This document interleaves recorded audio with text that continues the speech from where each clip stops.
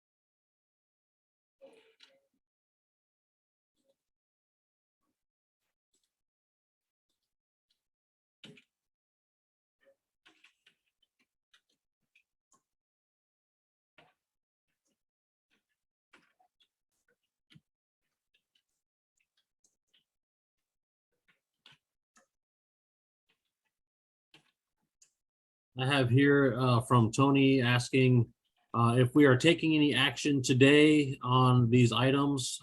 Just as a heads up, it's not necessarily required to take action, but the hope is to take action to get this moved a little bit forward down the line.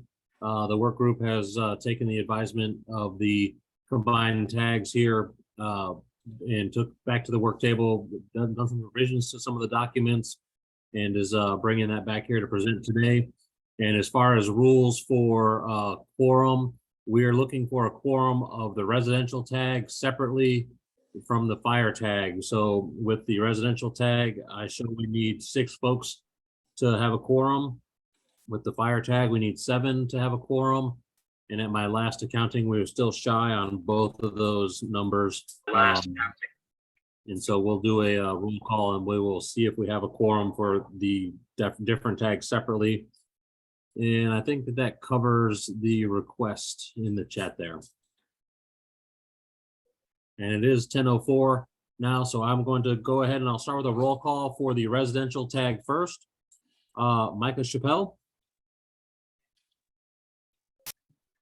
Present. Thank Jennifer Elliott.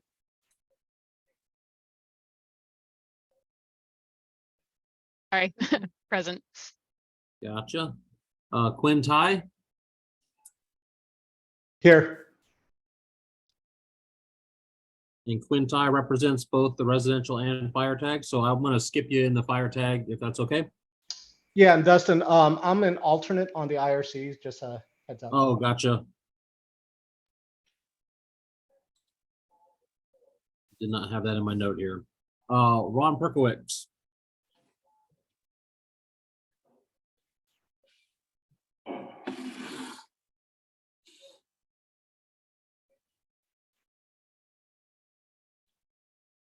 Is that a count for Ron Perkowitz from the username DGEHRCKE?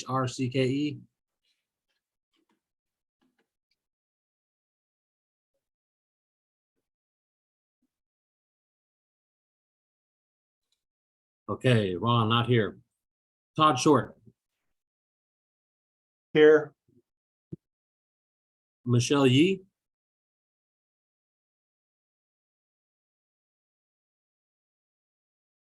I'm not showing them in the user group. Darren Watkins, Here. Annie O'Rourke,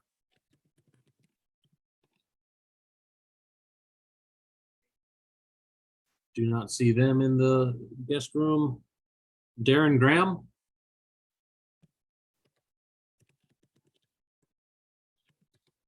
not in the guest list. Damon Doyle, Here. have in the chat. So DGEHRCKE. Can you confirm in the chat that you are Ron Perkowicz?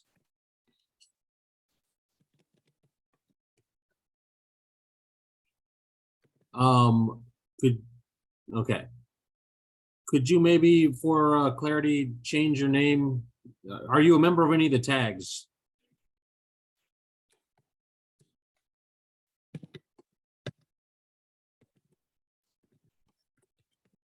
All right, so with that one, okay, thank you.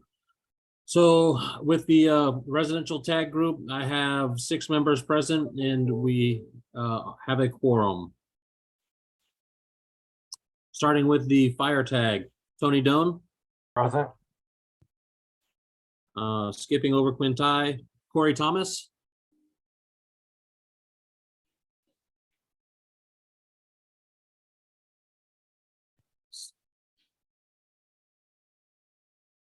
Not in the group. Mike Six.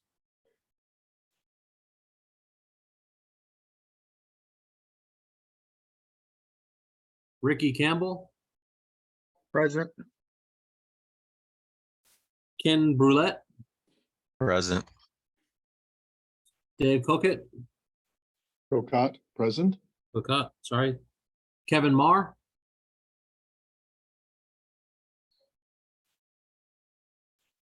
Zach Tuck.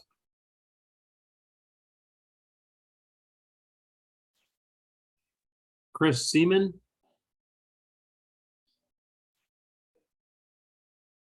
Chris is actually out on PTO, so he won't be Gotcha. here. Roger Herringa. Here. Paul Clark. Here. And I see now again in the group is Corey Thomas. Is you here?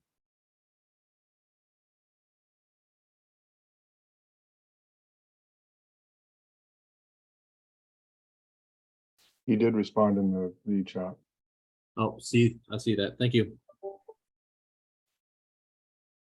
So with the fire tag, we also have a quorum present. And with that, I will turn it over to Micah to further this one along. Excellent. Thanks, Dustin. Appreciate everybody's time today. We are here to discuss the continued work on the modification for family home childcare. And Dustin, if you wouldn't mind, we can start with a few introductions.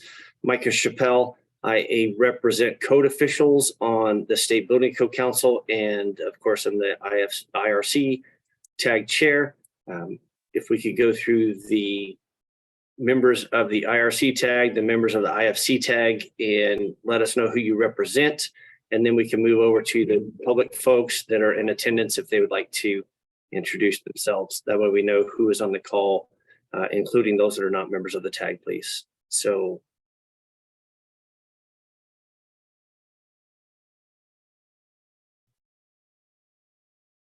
I can call on someone. Quinn, if you'd like to introduce yourself.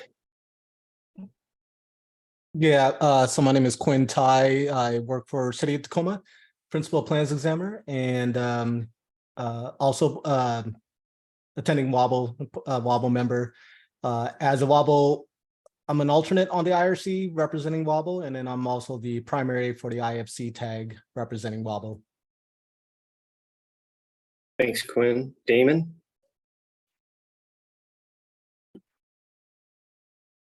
Thanks, Micah. Damon Doyle, Vice Chair of the State Building Code Council and the representative for residential construction.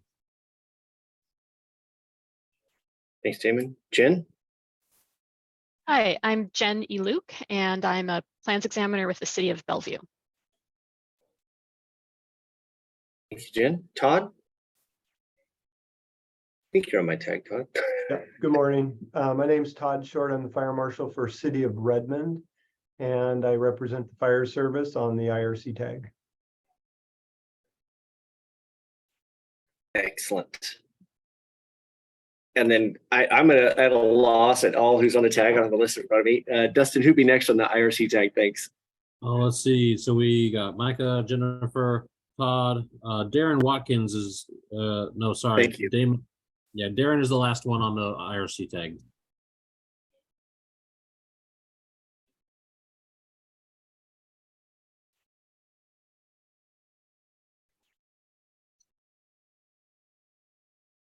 I'll introduce myself. I'm Barry Kurth. I'm the fire marshal for the city of Mount Vernon in Skagit County, and I'm just attending as a member of the general public. Thank you. I think Darren is muted. All right, so let's move over to the fire tag members, and we will start with Tony. And Tony hopefully has a list of his tag members. I do. I have it up. I think I got it kind of worked out here. We'll see how this goes. Tony Doan representing SBCC. I'm the SBCC chair. With that, I think the next one on the list is Roger Haringa. Do you want to go ahead? Yeah, Roger Haringa, principal at DCI Engineers, and I am unclear whether I'm representing the structural engineering community on the fire tag or if I am just a at-large member. It looks like under the member directory, it says you're representing SBCC, so at large maybe. So okay. We'll go with that. Okay. Thanks, Roger. Yeah. Quinn, you got to go already. We'll go with Dave Cocott. Go ahead. I'm Dave Cocott, I'm fire protection engineer with Spokane Fire Department. I represent fire protection engineers in the fire tag. Thank you, Dave. Ricky Campbell, go ahead. Yeah, my name is Ricky Campbell. I believe I represent industry. So sprinkler fitter industry or fire sprinkler industry. Yeah, thank you. Thank you, Ricky. Ken, go ahead. Ken Burlett, City of Seattle Fire Department, and I'm representing the fire chiefs. Okay, thank you. And let's see, we have Corey Thomas. I don't know if you got your microphone issue worked out there. Can you hear me now? Or? Yeah, a little bit. Yeah, it's a little light coming through, but. Corey Thomas, Regional Fire Authority, and actually, I don't recall if I'm representing fire marshals or cities. Okay, so Corey's with Renton Fire Authority, representing cities and counties. Okay, thank you. We got one more. Was it Zach? Was that the other one I'm missing, Dustin? No, let's see. Did we go over Paul Clark already? I'm sorry, Paul, go ahead, Paul. Paul Clark, Department of Health, Washington State Department of Health. Okay. Representing that type of AHG. All right, thank you, Paul. I think I got it all. Thanks, Tony. I appreciate everybody speaking up. If there are any members of the public that would like to introduce themselves and the organizations that they are here to represent, even if the organization is themselves, that'd be fine. Please feel free to unmute and we will try to work through the list. Thank you. Ardell, I see hands going up. Hi, Ardell Jala, building official, Seattle Department of Construction and Inspections. Thanks, Ardell. Aaron? Aaron Hike, SEIU 925. Our members are family home child care providers. Thank you, Aaron. Tyler? Good morning. Thank you for having me. My name is Tyler Farmer. I work for the State Department of Children, Youth, and Families as the Strategic Planning Program Manager. Thanks, Tyler. Tom?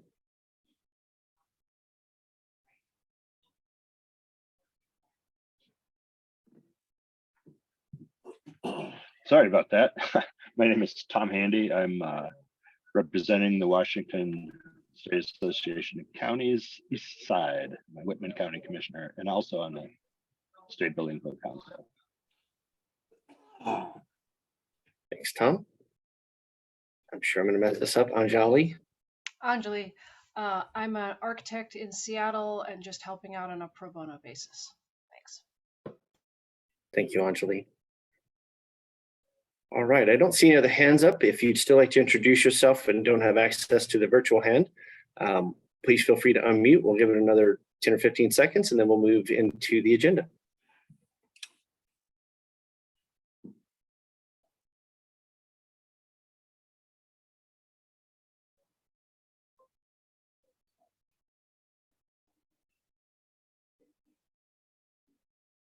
Okay, not hearing anybody else. Again, meeting to review the modification of family home child care definition and other items for that code. I would like to review and approve the agenda. So can I have a motion for that? So moved. Second, Dave Cocott. Thank you, Jen and Dave. I appreciate that. Any discussion necessary? Great. All in favor, please say aye. Aye. Aye. Aye. Aye. Aye. Any opposition? Any abstentions? Excellent. We're going to move into item 3 of the agenda, what we're all here for, and that is the discussion of the provisions in the IRC and IFC and the modification of family home child care definition. And I'm hoping that Dustin has the documents that he would like to share. If not, I can work on doing that. I do have those all prepped and ready to go. And some of the stuff that we have in our documents presented for today, we have some history for you guys. We have some draft WAC language from the Department of Children, Youth, and Family. And then finally, we have some code language revisions. Since we haven't kind of covered it in the meetings previous, I was going to ask if Aaron wouldn't mind going over some of the history and some of the legislation that kind of prompts this topic to come to before the SBCC today. And with that, I'm gonna change our share to this document here, which kind of outlines some of the history and the need for the rulemaking that we are embarking on today. Sure. Sorry. Thank you. Perfect. Okay, I'll just jump in. Thank you. Like I said, my name is Erin Hike. We represent, among other folks, family home child care providers across the state. And I think I feel very comfortable just stating that we have a child care crisis in this state. We do not have enough access to meet the family need. And that means bad stuff for our economy and for working families across the state. You've got on the screen and in your packet some more detailed information about the scale of the problem.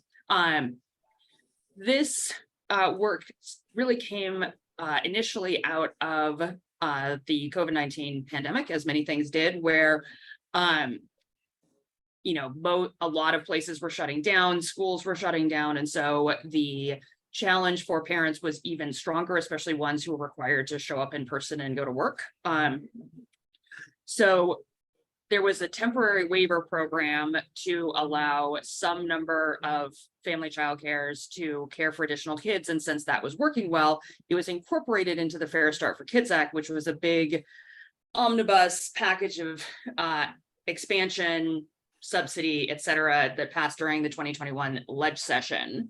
You can see here that there is included in there this section 313 that says, that puts a statute that the department may waive the limit for family homes at the limit that was established in RCW. That one of the things that this work group has really grappled with in terms of how to align with the building code is that family childcare and childcare generally is actually an incredibly low margin business. Most providers who own their own childcare, are making 10 or 11 bucks an hour. They are paying their assistants generally more than they take home as business owners. And at the same time, the only way that they can increase their income is to charge families more. And right now, childcare in Washington costs more than tuition at UW. So it is a business that is like really important to our state and people's ability to just go to work and provide for their families and be independent. But it is an incredibly constrained place in terms of being able to, meet new regulation. And so I think that this group has tried really hard to like say, okay, how can we balance those two things? Life safety, which is obviously very important, and actually making sure that there are slots available for kids so that their parents can go to work. And one might say, okay, like what happens if they can't just find a slot? Well, actually, then people, turn to what we call the gray market. They turn to the person who's got a shingle outside their door that says, I'll take your kid during the day. When people use the gray market, they are not using licensed care. DCYF and Tyler can talk about this. DCYF has a robust licensing and inspection system where if you're a licensed provider, you're having someone come out and make sure that you are meeting the regulations for childcare, for ratios between the provider and the number of kids that they can be taken care of, making sure that there are no, dangerous equipment that the children could get into or turn on or light on fires. That you have two of them currently for Swarovskis as well as the boxed lunch TI. I'm interested in bidding these, but it says that there's a restricted amount of people that can do security and fire with Washington. Yes, and I don't have access to mute. For my call, my I'll numbers. mute them. There we go. Sorry about that. No worries. So anyway, just to quickly wrap up, people need places to put their kids during the day when they go to work. If they can't find licensed care, which has some very high quality standards set into it, they will use the gray market, and that has absolutely, no oversight or regulation. And so we are really trying to make it possible to expand licensed care so that families can find a safe place for their kids.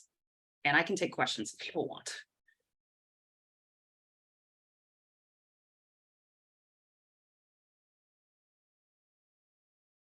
If I may, I'm happy to dovetail on Aaron's presentation there and talking points. And as I said before, I represent the Department of Children, Youth, and Families.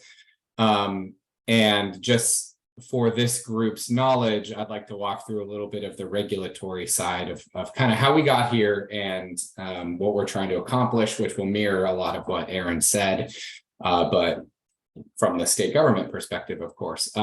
As Aaron mentioned, in 2021, the state legislature passed the Fair Start for Kids Act, and a critical component of that was to expand childcare because we do have a crisis. There are not enough places with safe, high quality care.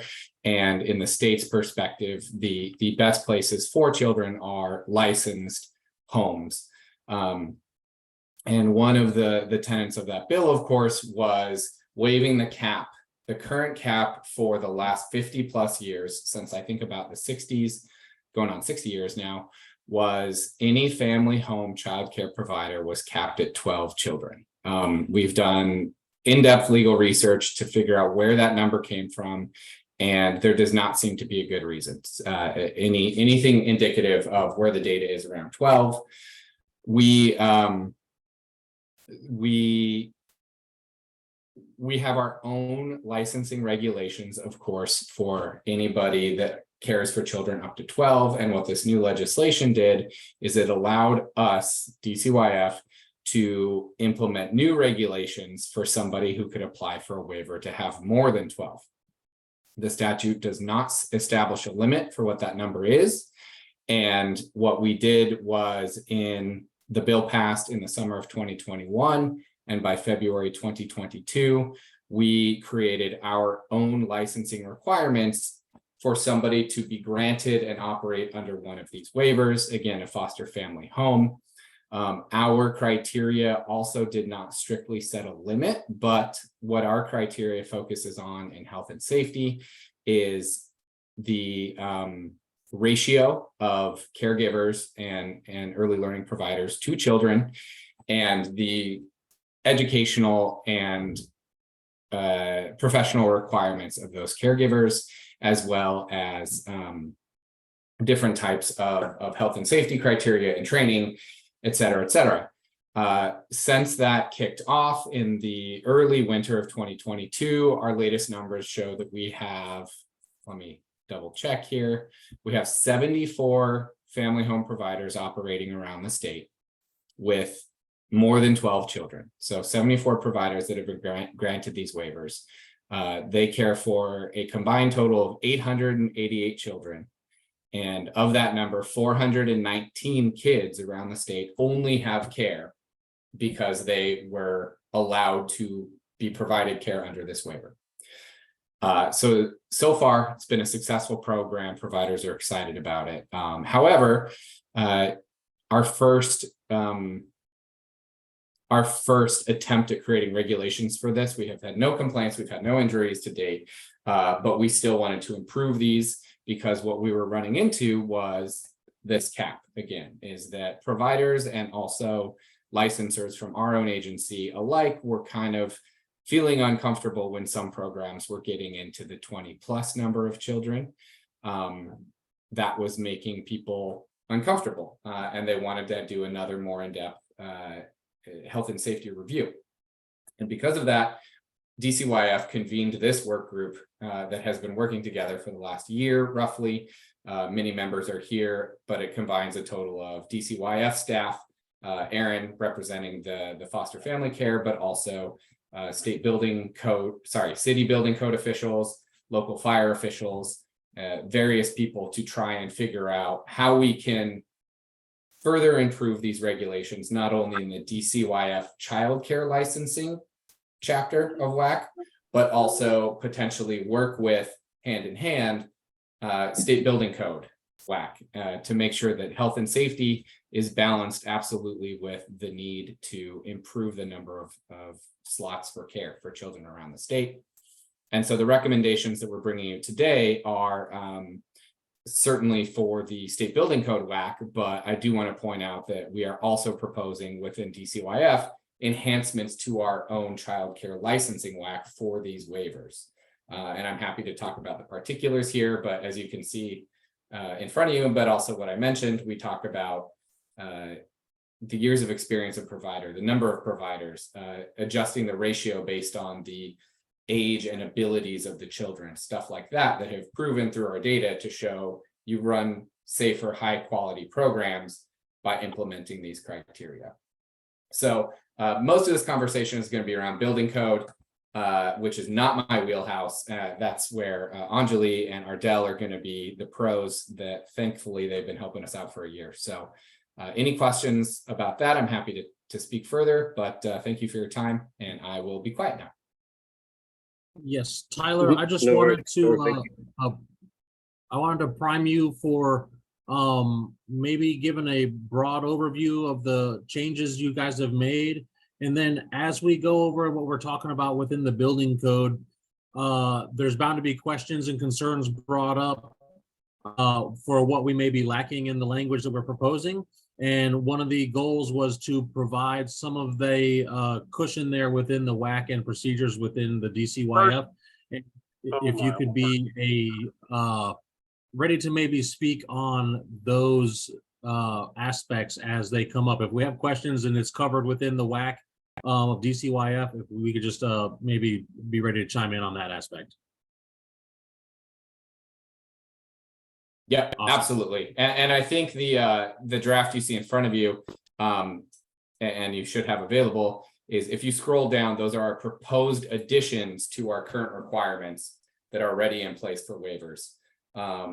It doesn't look like this draft has those red lines pointed out at the moment, so I'll make sure we get the right draft up to show you what we're doing. Send that to me. I could get that ready to share on the screen so that we can navigate around if you'd like. Yeah, let me get a copy. Thank you. Awesome. Next in this one, we have a breakdown of kind of the difference between childcare provisions in the 2021 State Building Code and the 2021 Residential Code. And I believe, Anjali, you prepared this for us, correct? That's right. What I was trying to do is look at a 1 to 2 story type 5B building, so something that's similar to a residential building, wood frame construction, and try to set those code provisions side by side. Obviously, it's apples to oranges because residential code and building code are different, but I wanted to kind of get all that out on the page so that you all as the tag could kind of see where the two different building codes land. So for example, Anjali, do you mind if we pause for just a moment for Absolutely. the chair? All right, thanks, Anjali. I didn't want to just necessarily cut you off, but before we move into this, I would like to open the floor for any questions or comments on the plethora of information that was just provided by Aaron and Tyler. Is there any questions from folks? I have one, but I don't want to be the only person. If I am, that's fine. But do want to open the floor for those questions on the history and some of the issues or questions with the legislative act that's been taking place, and maybe even the draft language that you had shown on the screen. So I want to open the floor for that for a few minutes before we move into the next.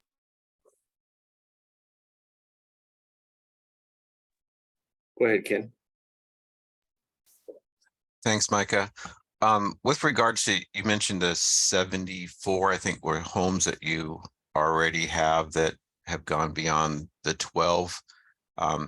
If they don't meet these current proposed draft waivers, will you go back and ask them to comply with those to get recertified?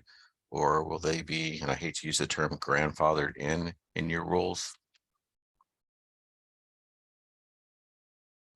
If any provider has been issued a waiver under this section 0358 and our licensors find that they are not complying with any of these requirements, we revoke their waiver. We don't revoke their license, but we revoke their ability to care for more than 12 children.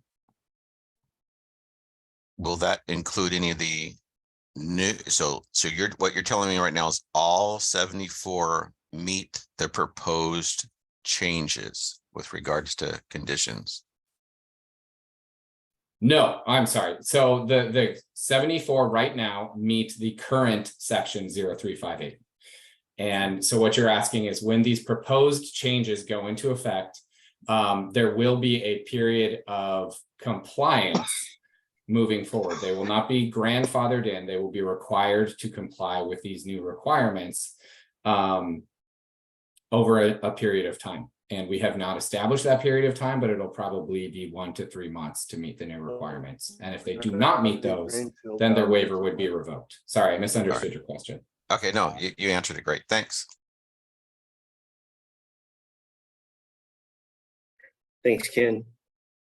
My question kind of lends to the draft and the history and the issues. And I know we're not the only state that's going through this. And I was curious if there was other states that have gone to this level of increase or even increased up to what Washington currently does. As we all know that's already increased over the standard building codes that have been adopted around the country. So that'd be my question. Are we already beyond that? And are we going well beyond some other states that are maybe in the same problem? Yeah, thanks for that question. And we had a previous tag meeting where you raised that, and I really appreciated it. We are still working on that data because of your question previously. What we are learning is that every state is very different. Different caps, different minimums. And so comparing the data thus far is going to be very much apples and oranges. I don't have that data with you for this group yet. I'm working with our internal, we have a data production team really to gather that. But the problem with comparing that to other states is they don't have the same requirements, they don't have the same cap, and they don't have the same waiver process. So it's kind of hard to make that comparison so far, we've learned, but we're still trying to dig out and tease out what we can learn from other states' regulations. So unsatisfactory answer, I understand that, but we're working on it. And I would just say, childcare is, like Tyler said, just extraordinarily different state by state. I will say that Washington is definitely in the top in terms of requiring high standards and high quality. And a lot of that does go to low student or kid to teacher ratios. Like that's something that we're nationally known for. So we already do put a lot of adults in the room with the kiddos that are not typical in other states. Thank you. And I was just, again, bringing that question up just based off the previous meeting where we did have some information from the state of Oregon, which is our neighbor, and they seem to be much more restrictive in their code requirements with the number of children. So just want to see if there's any further on that. So thank you for the answers. And I see Todd, raise your hand, please. Go ahead, Todd. Yeah, good morning. I have a question. You made the statement that it's better to have these kids in licensed daycares. Is there an effort to increase the number of people that are actually licensed, or maybe is it difficult to get licensed, or wouldn't that be a natural campaign, would be to get these, I think you used the term gray market providers licensed? I will try to put out some thoughts on that, and then I think Tyler can probably also talk about it. So we have programs that recruit and prepare additional family child care providers to, get from a point of raising your hand and say, this is a job I would like to do. I would like to own and operate a family home, to the point where a DCYF licensor can go out and inspect, and they get their license and they open their door and people can start putting their kid there. Those programs are financially constrained by the state. We don't have, we could graduate more family home providers if we got more funding to run those programs. And by we, I mean we generally as a state, not we, the union. So those programs exist. They are not meeting the need. As you can see on the document that I kind of ran through, we are estimated to need about 500,000 slots to make sure that every child in Washington who needs to be put in some kind of childcare has a licensed slot available. That's just a hard number to scale up to, especially when, from my end, we represent family homes. That's 12 slots at a time. That's just a pretty steep hill. And it is, like I said, a pretty low margin business. So you are asking people to work in a heavily regulated field for very low wages. And we are working, DCYF is working, lots of people are working to fix those two dynamics, but those are some of the constraints around the supply right now. And Tyler, do you want to talk about what licensing looks like? Yeah, absolutely. Todd, the short answer is yes. We are doing and have been, sorry, I think your name is Todd. Yep. Okay. I want to make sure. Any number of things to try and improve the numbers of both foster family. That's a different part of what DCYF does. Child care family home providers and center child care providers. We have grants, we have coaching, we have training, we have translators for different communities. But to Aaron's point, it's never enough.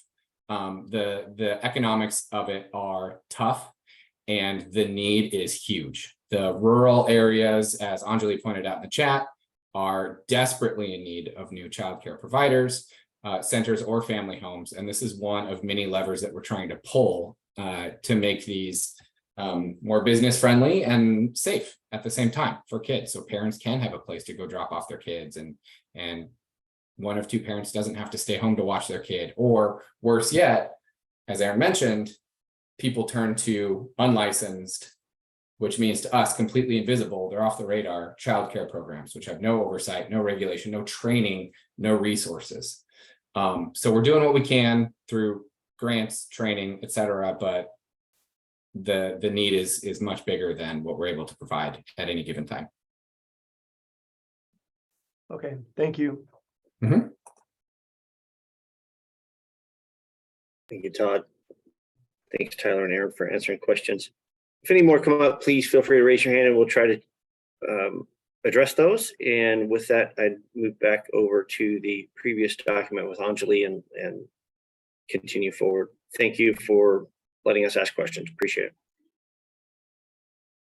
Great. Okay.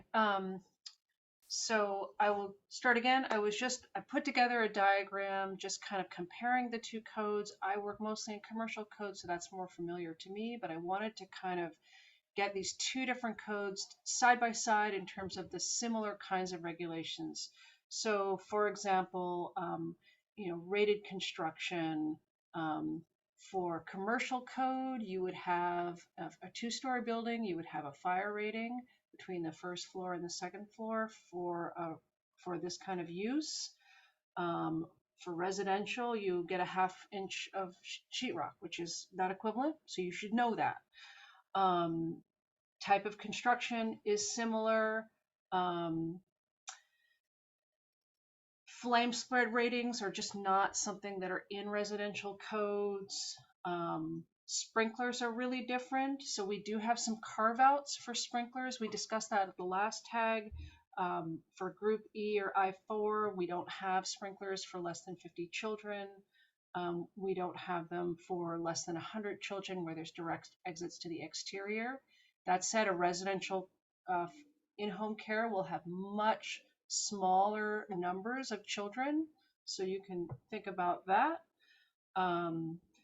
Residential buildings will have smoke alarms. They will have carbon monoxide alarms. They will have, remote exits. And they will have, all of the sleeping rooms will have windows or doors for egress. There was a question last time about accessibility. So for commercial code, obviously accessibility is required. For residential, there are Title III ADA requirements. So those are less aggressive as in commercial buildings, but they do still exist. And there might be smaller changes needed, like a 36-inch door, or if you're building a new bathroom, it would be ADA compliant.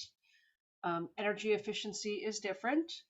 And then the things that are similar are the structural risk categories are similar for these two types of buildings because the construction methods are the same.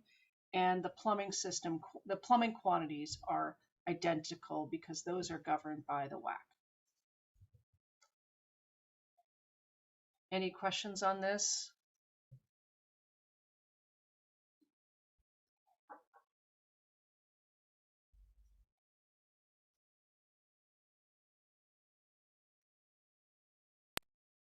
Not seeing any hands go up, but if anybody has anything, feel free to unmute as well.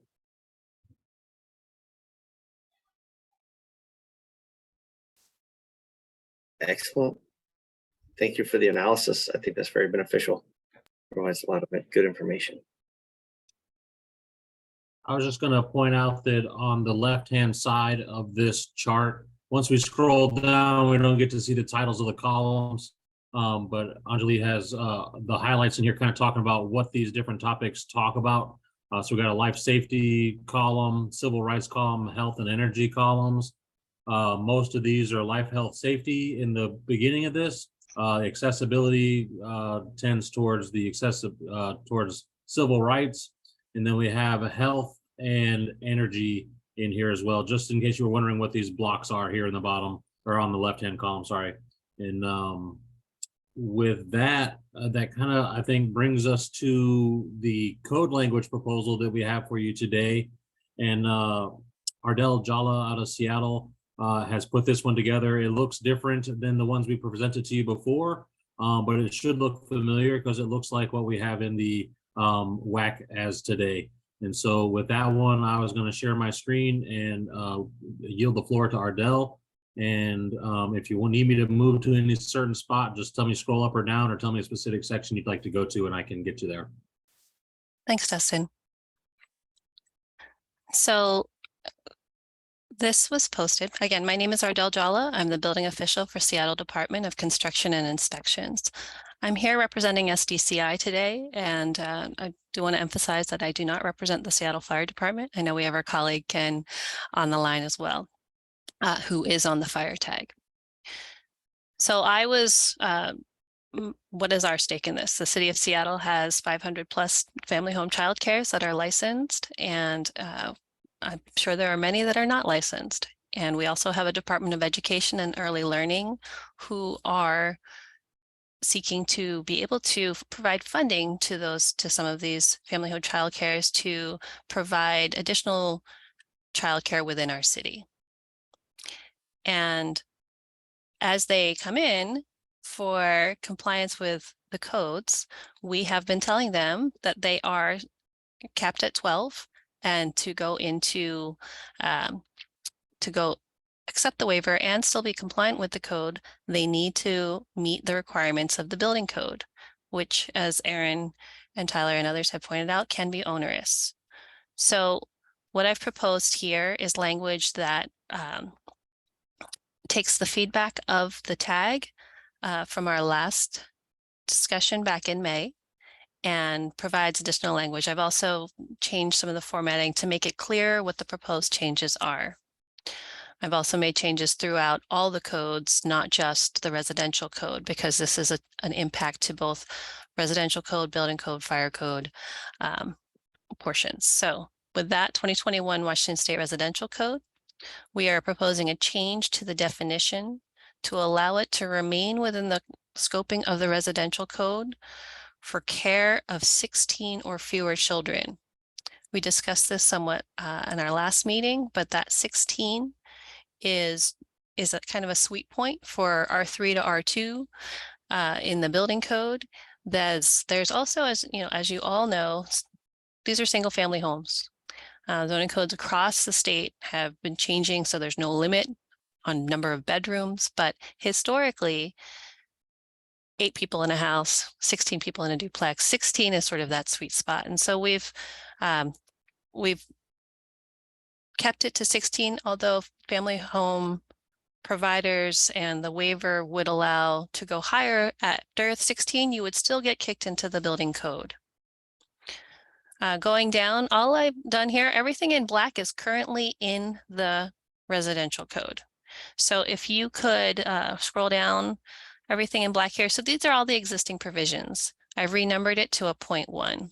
As you can continue going down, there's one new section that we wanted to add, and that was for smoke alarms and heat detectors installed in accordance with IRC 314, that we get an additional heat detector in the kitchen of a family home childcare.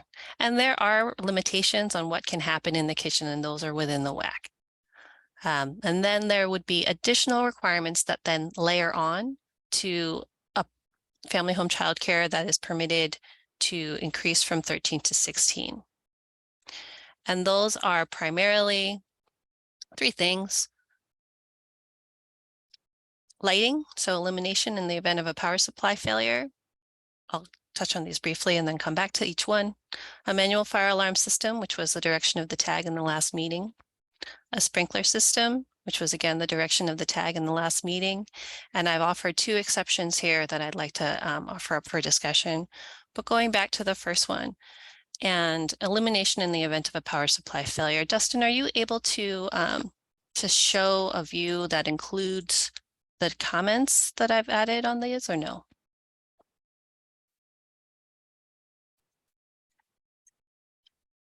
I do have the comment boxes in here. If it's helpful to get those up, I might switch over to the Word draft of this. Can you please switch to the Word draft? I think it is helpful for the tag to know, and or if the tag has those available and is able to look at them. Another option is I can share, but I don't think that's an option. If you I've got hover it over open here. those, Just let me change my share up real they quick. show up. Thanks, Dustin. So the illumination in the power in the event of a power supply failure. So the residential code requirement for illumination is in the stairway section of 311.7.9, and that sends you to two additional sections, R3037 and R3038. Those are requirements for lighting at interior and exterior stairs operating under normal power. And so the idea here was that the work group proposed requiring emergency lighting for the stairs that are already have lighting requirements within the residential code, that those stairs, that lighting be under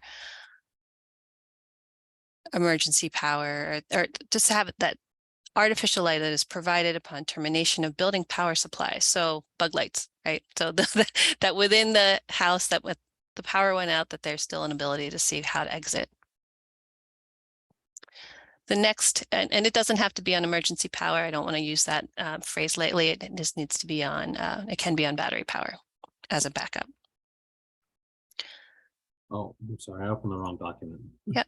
Are there any questions on illumination? I think that's an easier one to kind of tackle that proposed change. And then the next one is the manual fire alarm system. R331.2.2. Thank you, Dustin. If you want to scroll down to the manual fire alarm system, please. Okay. So I've added the language that's just an explicit reference to the fire alarm language that's in the IBC. And so if I provide that straight reference that captures the full requirements for an NFPA 72 as per an I4 occupancy. However, I do want to note, and Anjali noted it in her summary, is that exception 1 waives the manual fire alarm system for an occupant load of 50 or less. So the question is, when I make that direct reference, do I also, that in and of itself includes the exception. So in an R, a residential family home child care, the exception would apply, and you'd almost, I mean, you'd never reach it. We're not, we're capping at 16. So are you getting what you're asking for? Or is that an exception that exists within a building code that doesn't make sense to then apply something more restrictive in the family home child care that's residential? I can put a pin on that and then go over my next couple items. Micah, how do you want me to proceed? Do you want to discuss that, or do you want me to go ahead and wrap everything up and then go back to the tag? We can, let's go ahead and ask questions. Let's discuss it since I see a hand up from Dave. Sure. Yeah, from my standpoint, the city of Spokane, we're going to have some issues with that. We don't have manual systems, we have automatic systems. But I would say that in order to allow, because we're basically looking at kind of an alternative path, alternative method, we're utilizing one piece of code to justify another piece of code. As an alternative method, I don't think I'd accept it with the exception in there from the IBC. I think that it would still have to be required to have the manual fire alarm system regardless of the exception within the fire code, building codes. So I think that would have to be clarified within this language.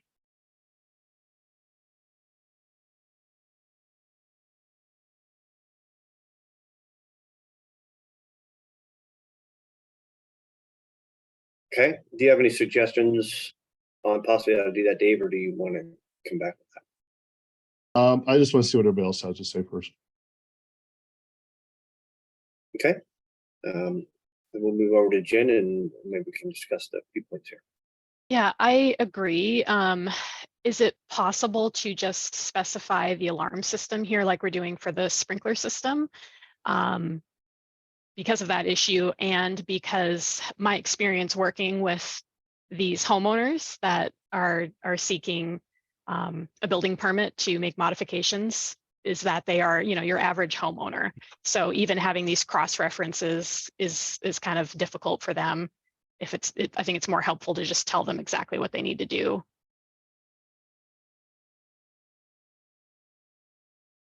Is there a reason we haven't done that here? Yeah, I concur with that, Jen. I think that, we're trying to make it simplified, and we have a number of issues, even with the other building permits and stuff within our jurisdiction that they don't know what the code is. They can't find the code, what it is they're supposed to put in. There has to be a registered contractor that does this. We want to make this as simple as possible. Then we want to be able to clarify exactly what's needed, not necessarily redirecting them to someplace else.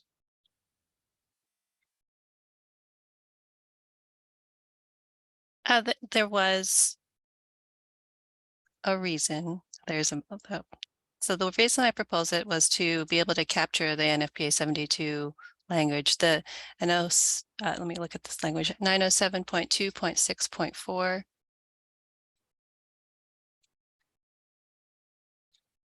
Hold on, let me pull that up. I apologize for the delay.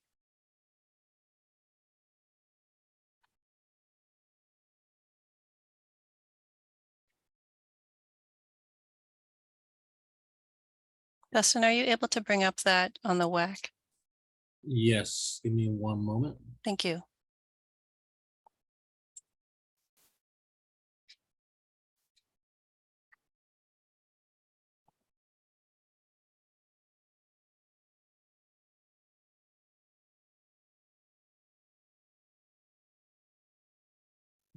Point 6.2.4. This one here, correct?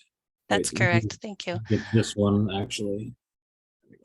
This is today's. I was about to highlight the 2018 version. I don't know if there's changes or not, but so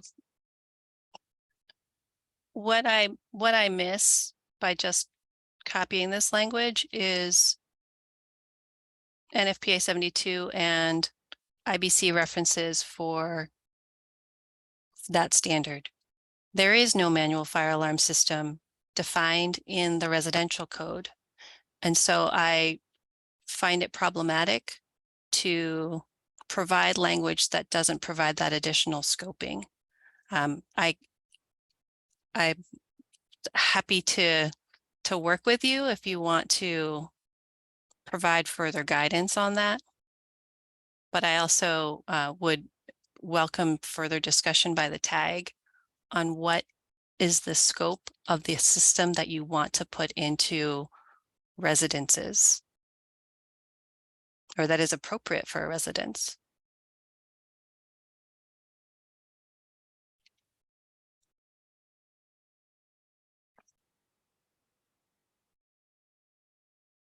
I think we open the floor to that question. Maybe that was directed at Dave. Yeah, I mean, if you think that it's appropriate just for me to copy that language, I'm happy to do that and send that back out to the TAG as the proposed language. I'm having a difficulty with it because we're dealing with an I-4 and then we're talking about a single family residence. I mean, that's the challenge. I don't necessarily like that we're going over to the commercial codes and saying, yeah, meet an I-4, but you're not an I-4. Sure. So I think the language definitely needs to be clarified so that's, I don't think we want to be, sending them to a different code. That's going to just make it even worse for them. I can just be able to say that within the IRC, there are requirements for fire alarm systems.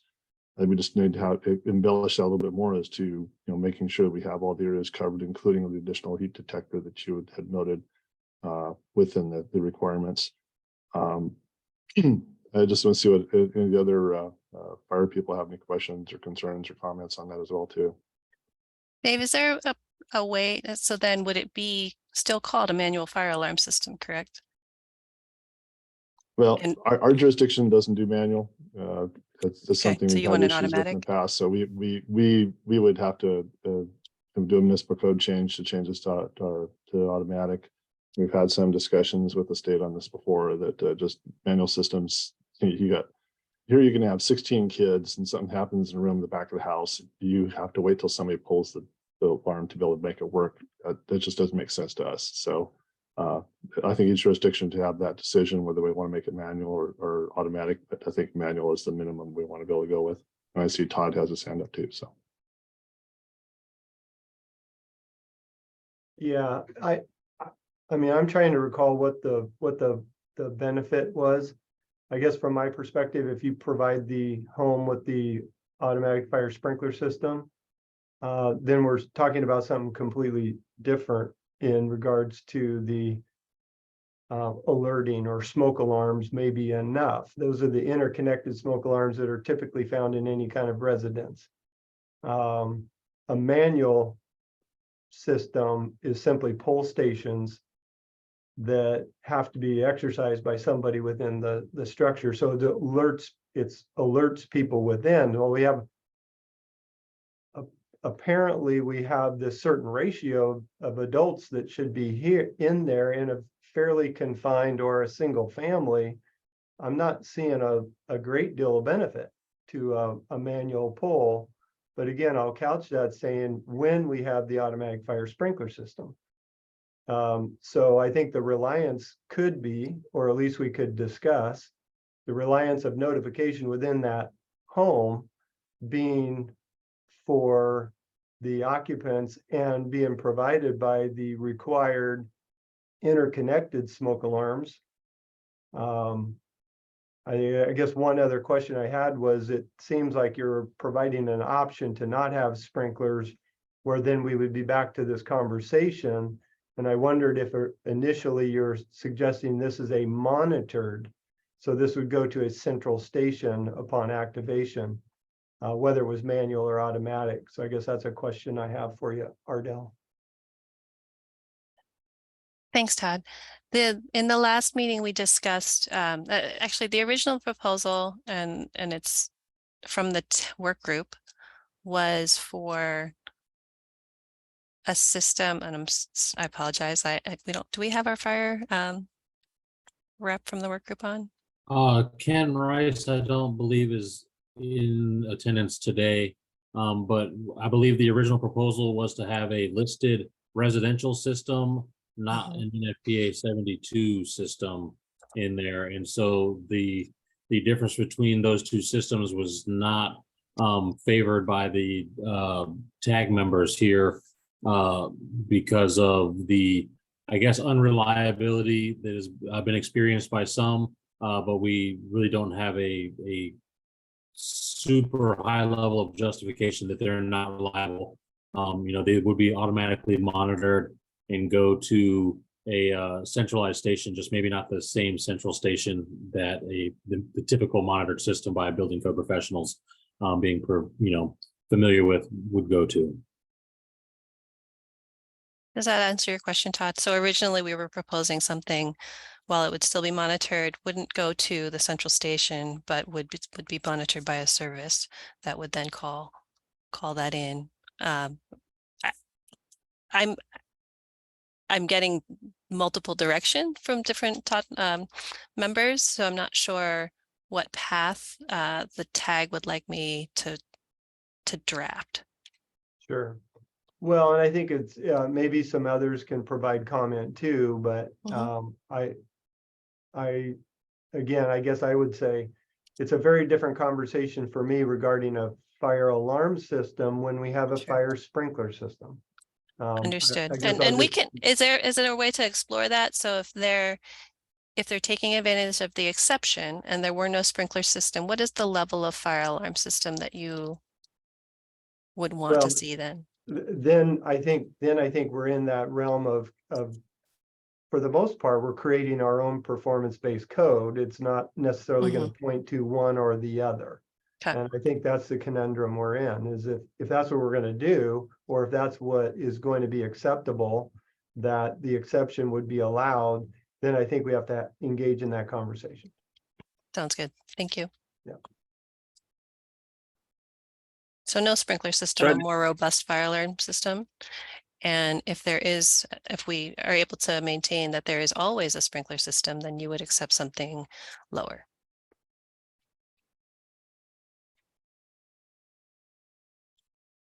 I'm not necessarily Potentially. saying lower because the sprinkler system can function as a notification. Got it. Thank you. It can, but if you have the interconnected smoke alarm system, and that's my understanding is that there's oversight on these sites and there's inspections, I think, referenced in some of the material I read. If those are being maintained, then I think you have a sufficient system for notification. Thank you. Along with the fire sprinkler system. So it wouldn't, from my view anyway, it wouldn't be any different than what's currently required. Thank you. So for the members of the tags, just, I don't know if Tyler has mentioned this. So we are proposing 16 students, 16 children. The ratio would be 2 minimum, and depending on the age, there would be 3 minimum. Is that correct, Tyler? Correct. And the distinction is usually based on age or by ability to walk. If kids are crawling versus walking is generally where we make that distinction. Thank you. So I can work on drafting better language here. And if there are members of the tag that I'm able to send that to help me draft that, I would appreciate that assistance. You can include me. Well, I have a question before we make modifications on that. Okay. So right now, in this kind of directed at Dave or Todd from Fire or even Ken, if we have these that allow up to say 11 kids, 12 kids out of the IRC, the IRC has a fire alarm system per R 314.7. I don't believe we strike that from the Washington code as an amendment. And that points you to NFPA 72. And that's a fire alarm system shall be permitted to be used in lieu of smoke alarms and shall comply with section 307.1. Would that language work here? It sounds like you wanted, or there was a request for a more robust fire alarm system, and therefore that would be the pointer to the IBC language. I mean, we're already getting or could be getting, if they choose to, in lieu of smoke alarms, do a fire alarm system out of the IRC, but that's the only one that would, or language that's in the IRC currently. Would that be adequate? It's pointing you to the NFPA 72 as an option. At least I heard you mention, Dave, that you wanted to stay in the IRC and not be sent to the IBC. Yeah, and as Todd brought up, I think it all depends on what the whole package of life safety systems are going to be. That's going to determine what we want to have for this. So we're going to have, I think, a much more robust discussion when we get to sprinklers. Okay. So Dave, just another curiosity question. Are you allowing the fire alarm systems per the IRC to be installed, or they have to be the something else more robust for you folks? I'm gonna have to take a look at it a little bit more closer. And again, it's also going to be, but if there's sprinklers in the building, we're looking at a different level. But yes, I'll be looking at least a minimum of.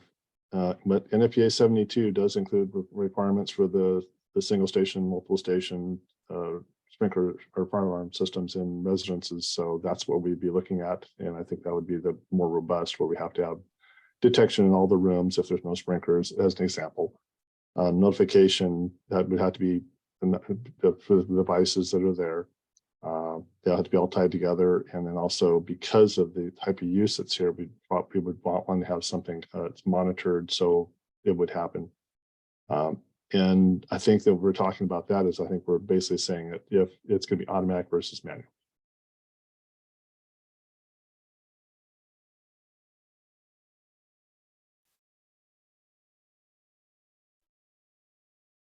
I'll throw my Dave. Mike, I'll throw my 2 cents in. I agree with pointing to keeping it in the residential code and just going to section 314.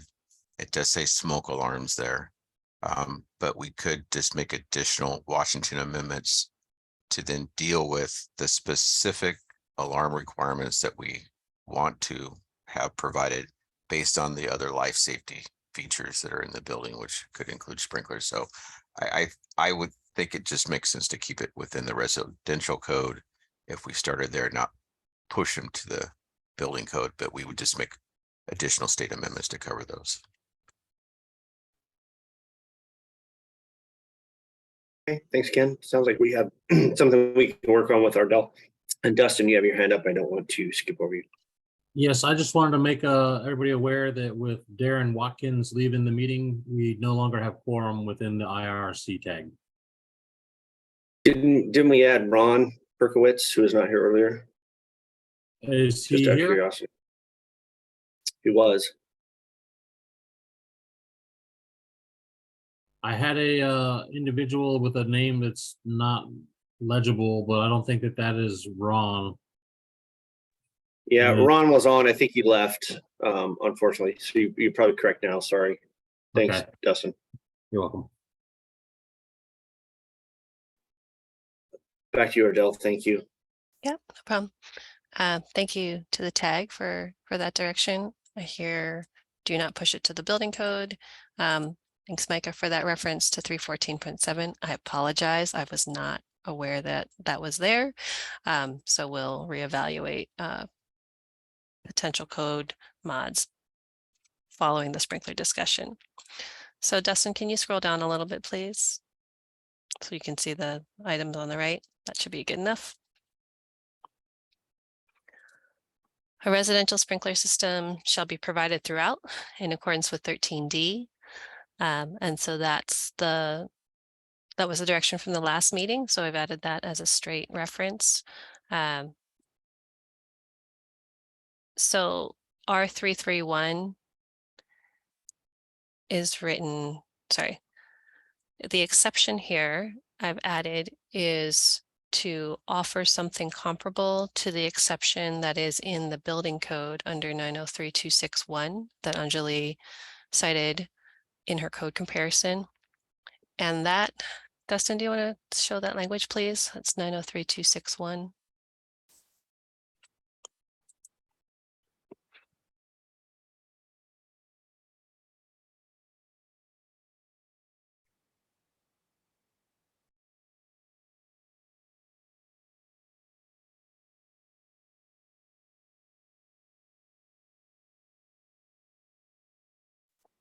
So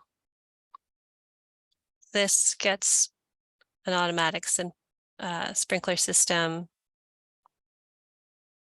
with an occupant load of 51 or more. There is an exception for I-4 daycare facilities with a total occupant load of 100 or less, located at the level of exit discharge and where every room is provided with not fewer than one exterior exit door. There's another one around cars, but I was focusing on the exception 1 language.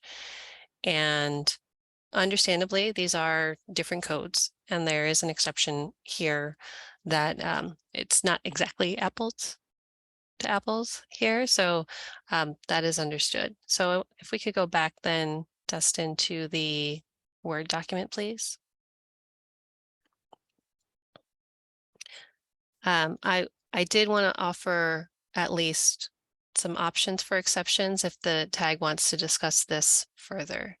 It could remain just as a straight you need a 13D and not include an exception.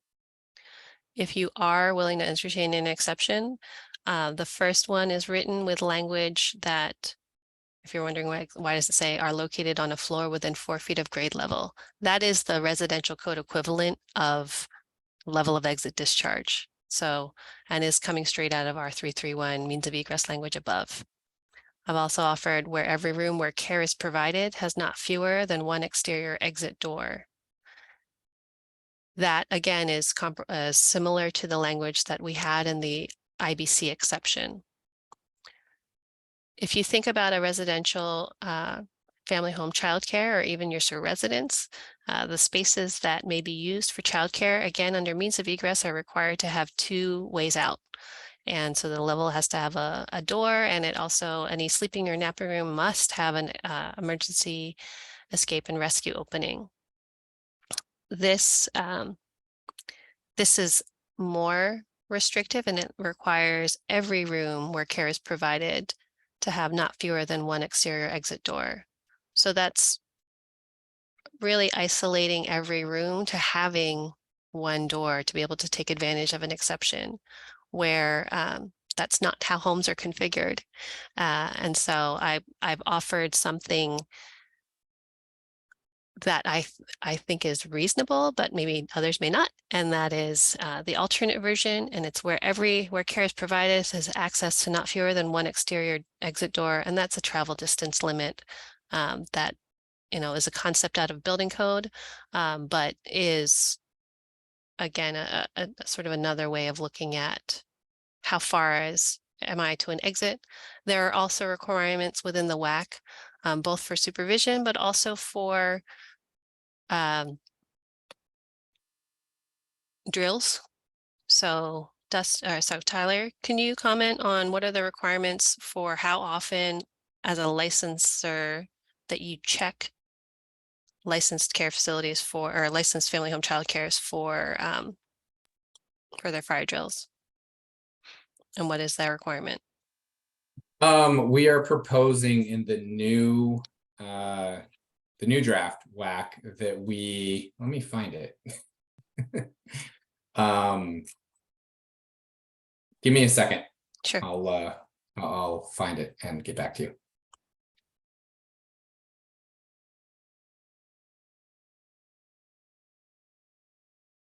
I mean, it's kind of like a school though, right, Tyler? Like you're not, well, they're not. So there are, yeah, sorry. The reason why this is a little tricky is because there are different regulations based on the type of care. So the centers are required to do and obviously we're not talking about centers, but centers are required to do an emergency evacuation drill quarterly. And that's overseen by the state fire marshal. The family home providers, the state fire marshal does not have jurisdiction over them. So our regular licensing requirements require family home providers to do a self-assessment using the state fire marshal's tool, fire safety tool. This new waiver requirement, so not what's in there now, but what we're proposing is that I believe either quarterly or every 6 months, these waiver holders would do a emergency evacuation drill under our supervision, under the supervision of a DCYF licensor. But I want to confirm that with you before I. And what was the time, Tyler? Was it? The evacuation time, Yes. 2 minutes, which we pulled from the adult family living. Actually, it's more onerous than the adult family living regulations. So that's again, so when we were looking at this as a proposal from the work group, it was in combination with the WAC requirements for oversight, as well as the evacuation time requirements and the drills and the licensing requirement to demonstrate that on either, Tyler's confirming, on either quarterly or twice yearly basis. And if I can share my screen briefly, I can show you what we are proposing with this new round of changes in the early learning licensing regulations. As you're sharing your screen, Tyler, I want to ask Quinn if he has his hand up. I want to make sure he would get comment in while you're starting to share your screen, if that's okay. Yeah, absolutely. I just had a couple questions and maybe it'll get answered later. The first one is to be consistent with our earlier discussion about smoke alarms. For sprinklers, then we adopted P2904, right? So NFPA 13D and P2904, would that make sense to add that part? And then my other question is more, take this with a grain of salt, but rooms isn't really defined in the IRC or IBC. So maybe say habitable space or something like that, that's used for childcare. But again, that's just more nitpicking at that point. Okay. Thanks, Quinn. We can discuss those, and I want to make sure we come back to Tyler on the comment. Thanks. And Dustin actually had it up right when I was looking for it, but same thing here. So subsection 3F, and this is again in our chapter 110-300 WAC. This would be for those people operating under a waiver. Subsection F5, the early learning program staff must be able to evacuate staff and children in less than 2 minutes. Or in 2 minutes or less. And then the requirement would be for our own licensors to observe and approve of these drills once every 3 months. So again, this is not in the building code. Obviously, this is in our waiver criteria.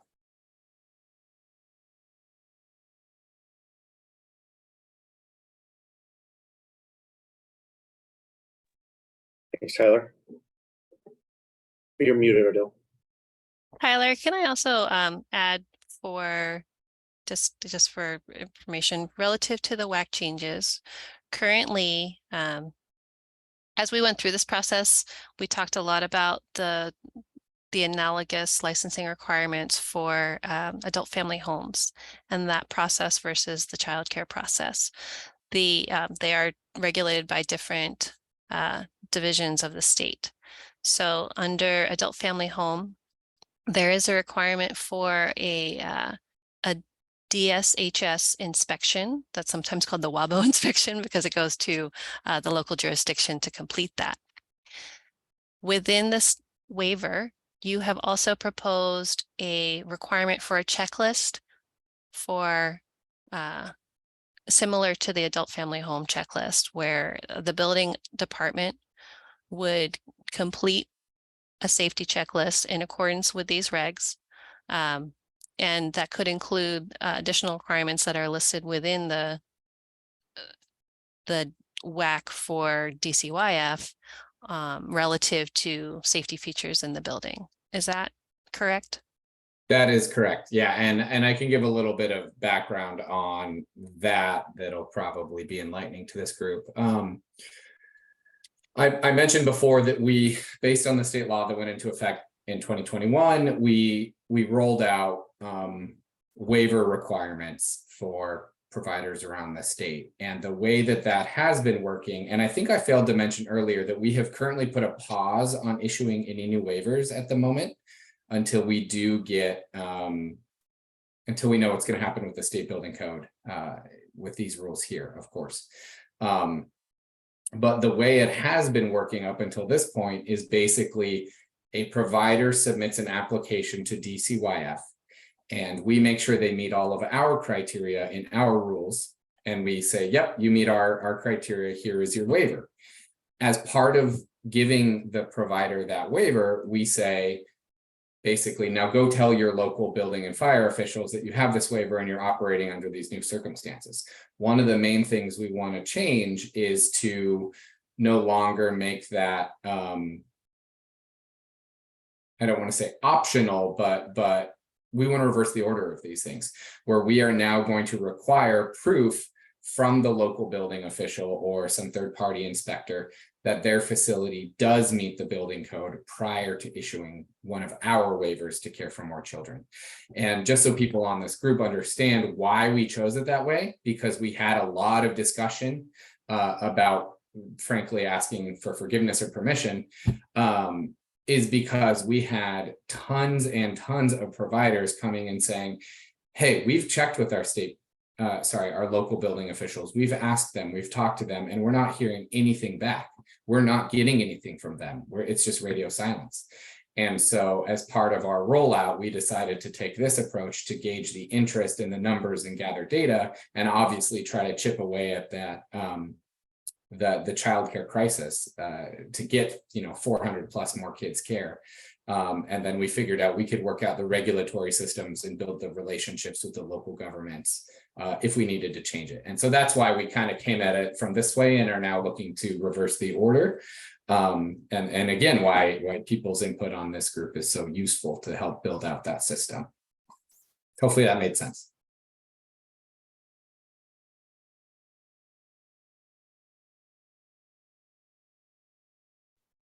Thanks, Tyler. So again, so taking some of those WAC changes hand in hand with this change here, I've placed the language for 13D in here, but I also offered options for exceptions. And I'd like to open that back up, or sort of turn it back over to the tags for discussion. I know we heard from some earlier that that might not, that they didn't want to see the exception.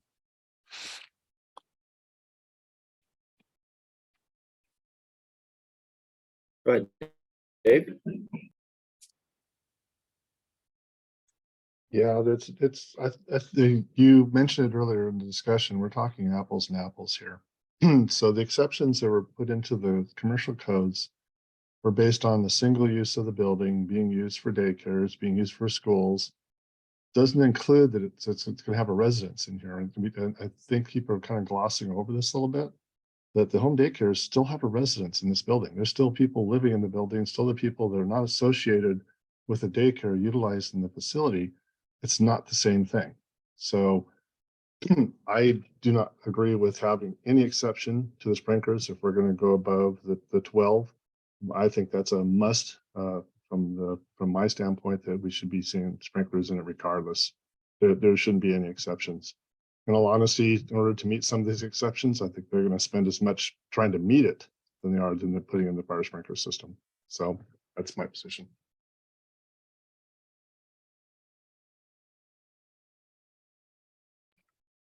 Thanks, Dave. Go ahead, Roger. I have a question. I had to step out as you were finalizing the 331.2.2.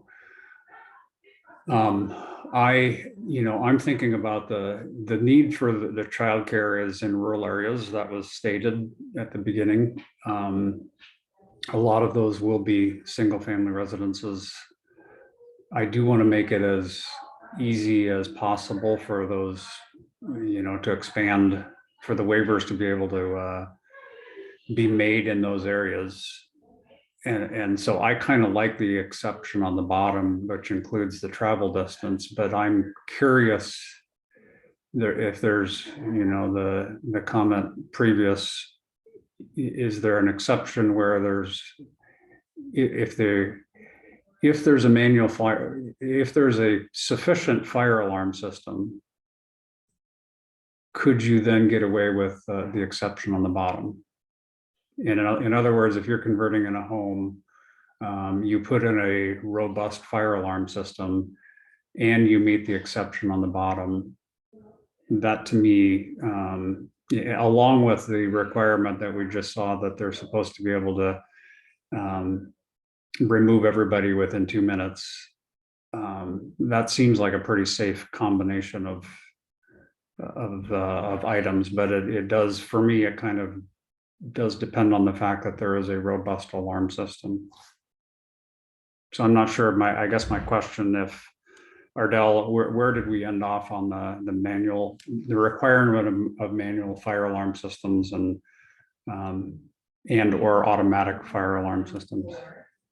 I think it's exactly what you said. Thanks, Roger. So it's from that earlier discussion, my understanding is, we wanted to get into the sprinkler discussion. So if there is an outright requirement for sprinklers, then there were differing views on the level of a fire alarm system that would still be needed. However, if the exception is still available, then it would have different requirements on the manual fire alarm. I also heard discussions on whether a manual versus an automatic fire alarm system. I believe, Dave, you did land on, at a minimum, a manual fire alarm system would be required. And could somebody provide for me, my assumption is that providing a more robust alarm system would be less expensive from a single family residence than a sprinkler system. Would that be a correct assumption?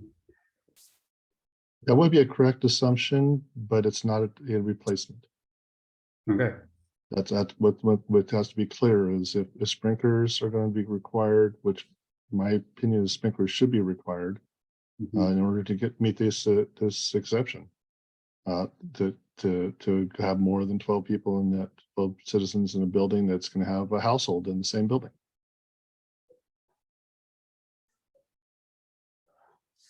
Okay. So Dave, just to make sure I understand that the extent then would be, it would be throughout the whole structure, correct? The 13 days. That is correct. Thank you.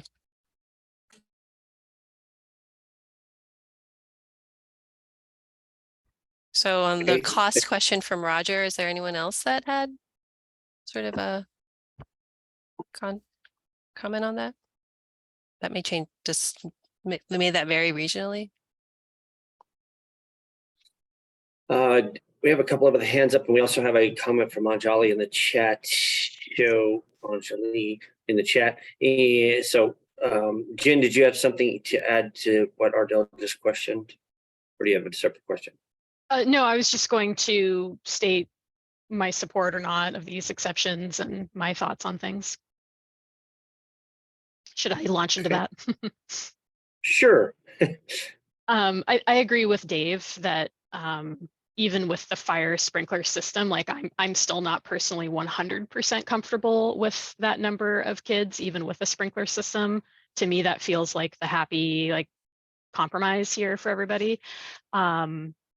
There is some of the enforcement questions like, yeah, what is a room? What about like a mezzanine area or these sort of like ambiguous spaces? It's really, every daycare I've reviewed has been a lower level that's being converted to a daycare, and it has often been difficult to get one additional exit door for the entire lower level to serve that space. So just thinking about sleeping rooms where maybe they currently have a window with a window well. Now to get a door in there, there's not only the structural engineering feat, but they're going to have to regrade the lot and install retaining walls, right, to even get the grade away from the building to put a door. Like it would just not be feasible for a lot of spaces to even do that. So I like to keep it the straight requirement without the exceptions.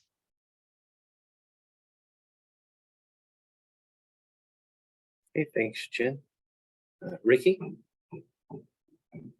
I guess this is more of, I don't know, to divine clarity. So if there's a fire alarm system and we're requiring the fire alarm system in this home, or is it going to be required to have an annual inspection on this fire alarm system? I know a 13D sprinkler system typically does not have any inspection requirements, which is kind of, I'm not a big fan of either, but that will definitely increase the cost of the fire alarm system, because now you got to maintain that system as well, right? So I just want to throw that comment in there. It's not really addressed in any of this stuff, if you guys would require it or not. Just a point of consideration. Just to respond quickly to that, we do not currently have any requirements in our proposed changes in the childcare licensing rules to have the fire sprinkler system inspected annually. We can definitely discuss that. I'm not opposed to it. Something to think about. So thank you. Thanks, Tyler, for that response. Before I jump to you, Quinn, I know that Anjali had your hand up, and then you have put some stuff in the chat as well that I want to make sure we get to. Sure. If you mind unmuting. Yeah, Thanks. so I just wanted to talk about, there's concern about other uses. So I thought, would a fire separation between other uses be something that adds some comfort and could be a potential part of an exception path? And I also wanted to add that there may be circumstances where there's a single story structure at grade with easy access to exits, particularly in a rural area, which would function similarly to a commercial childcare structure in many other respects. So even though a basement childcare might not be able to meet these exceptions, there may be structures that are better suited.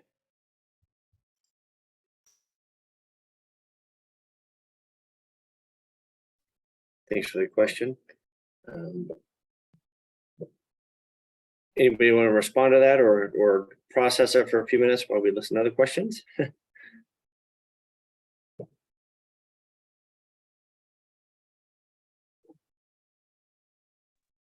Okay.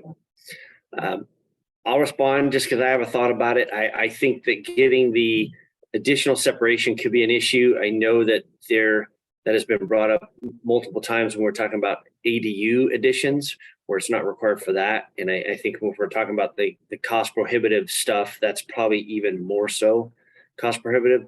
I mean, it's a good thought. Maybe it would work for new construction, but I'm not sure about existing construction would be my initial take on that for the 1 hour separation from non-childcare uses. But with that, let's move over to Quinn. Thanks for being patient, Quinn. No, not a problem. You guys are answering a lot of my comments too. Initially, I was going to disagree a little bit with Dave and just play devil's advocate, but then I thought some more about it. So this is in the IRC. And, I fell into the trap that, this is a home, single family, but then IRC is also 2-family and townhouses. So I guess my question to the state is, would you guys allow these in townhouses and duplexes as well? Because then at that point, it would serve to help Dave's argument about other, uses in that building. Because like a townhouse is one structure, but yet multiple dwelling units. But at the same time, I'm kind of ambivalent, neutral on this. We allowed it in the IBC for 100 or less. So for this 16 or fewer, and it's mostly a day use, it's not 24 hours. So honestly, I'm neutral on the exception just because of that. We allow it for IBC. So to me, it's no different. But anyways, it's just a question for the state. Do we allow it for townhouses and duplexes? Yeah, I believe I'm the state that you're asking that. We would allow it for townhouses and duplexes unless there is a strong indication, some sort of building code reason why we shouldn't. We obviously want to allow this as much as possible to provide as much childcare, as many more slots as we can. So if there is a strong fire or health safety reason not to, we would need to be very clear as to why not. Thanks, Tyler. All right, back to you, Roger. Yeah, I understand the concern about the basement areas, but I also am still, I want to figure out a way. I know that adding a sprinkler system is expensive in converting a house, and particularly I think in a rural or a rural location. So I'm curious if we could add the exception: a sprinkler system is not required where childcare areas are located on a floor. Eliminate the basement. Above grade, and I'm not sure if above grade is defined in the code or not, so we'd have to work through that, but allow an exception if it is above grade, where you've got access to doors. The whole question of the window well thing, I agree that seems iffy if you're in a basement. But I'm trying to figure out a way that we can allow those residences in a rural location without having to add a sprinkler system. So that would be a suggestion I might toss out there to keep the exception.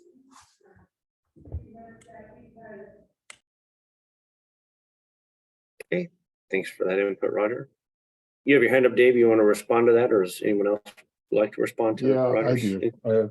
Having been involved in residential sprinklers for quite a number of years, hearing costs being expensive, I just want to provide a little bit of background for those who aren't familiar with what a 13D system is. This is not a full fire sprinkler system like you would see in a commercial building. This is a sprinkler system that's designed to have a maximum of 2 sprinklers activate to control the fire. It's actually not designed to put out the fire. It's to control the fire to allow people enough time to exit a building. Normally in the remote areas, you can use a small tank, 150 gallons, 100 gallons. with a small pump. They have these systems designed for this. They're very inexpensive to put in. You can also use the well water. It uses the same size line. It come in for the domestic line for the house. So as long as you have supply for that, you have enough capacity. It's not going to be a significant upgrade to be able to put sprinklers into existing homes. So just keep in mind, yes, there is a cost, but this it's not a significant cost. We're not talking $10,000, $20,000 for this. It's much lower than that. So just to clarify. And my counterparts may also have some comments on, I'm pretty sure. Thanks, Dave. I want to make sure that members of the public that may not be on as a tag member, if you aren't speaking up, please raise your hand. We do have some additional items in the chat that I want to go over, and maybe we could let George have the floor. George, you put some stuff in the chat. It's kind of long if folks want to read that, but if you want to unmute and kind of just summarize what you're indicating there, if you're available.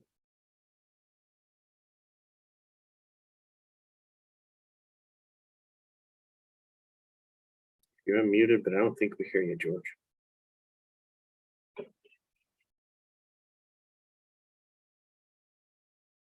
Okay. Folks want to go to the chat if you have access to the chat. George put some information in there about the intent of the legislation and to provide an increase in daycare availability without making it cost prohibitive. And he's indicating that adding sprinklers is cost prohibitive and does not believe it'll meet the intent of legislation.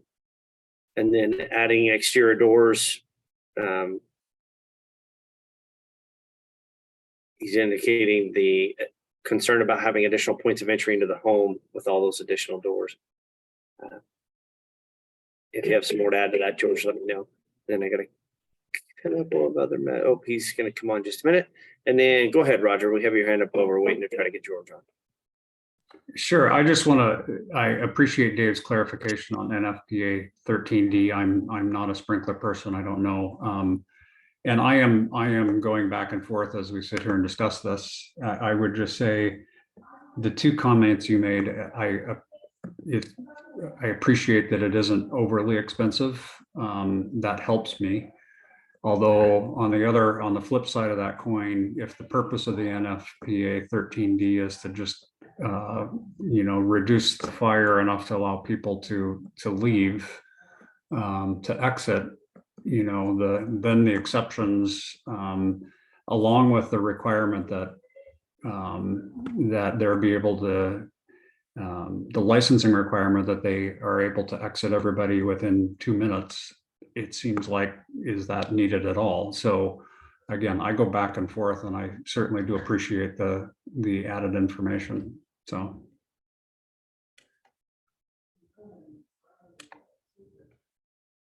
Thanks, Roger. Go ahead, Tyler, if you have a response to that.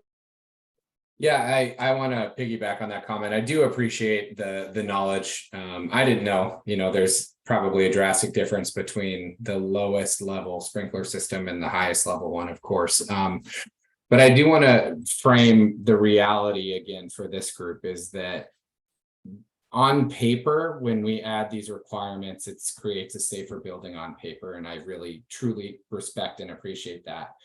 But that's only on paper. Something that costs an extra $50 for these providers is likely going to be the deciding factor whether they provide more care or not for kids, or more likely, they're still going to provide care for kids because their neighbors and their community needs it.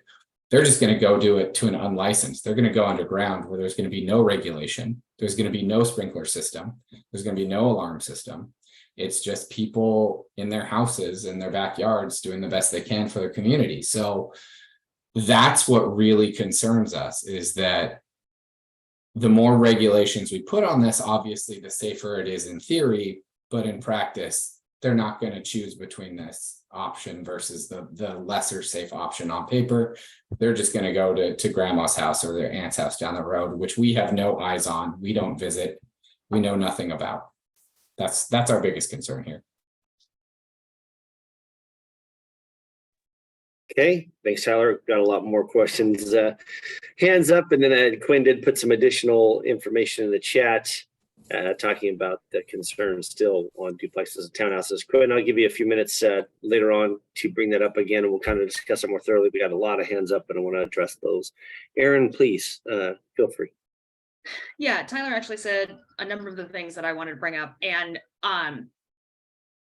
I will respectfully note that unless someone wants to tell me that I'm wrong, no one in this room has experience as a child care provider. And so I am bothered by estimations of, it's not where we make assumptions on how much of an expense something is. That's not that expensive, since, again, unless someone wants to volunteer, no one here actually does that work, balances those books, can accurately reflect what level of an expense a new requirement would be for those workers.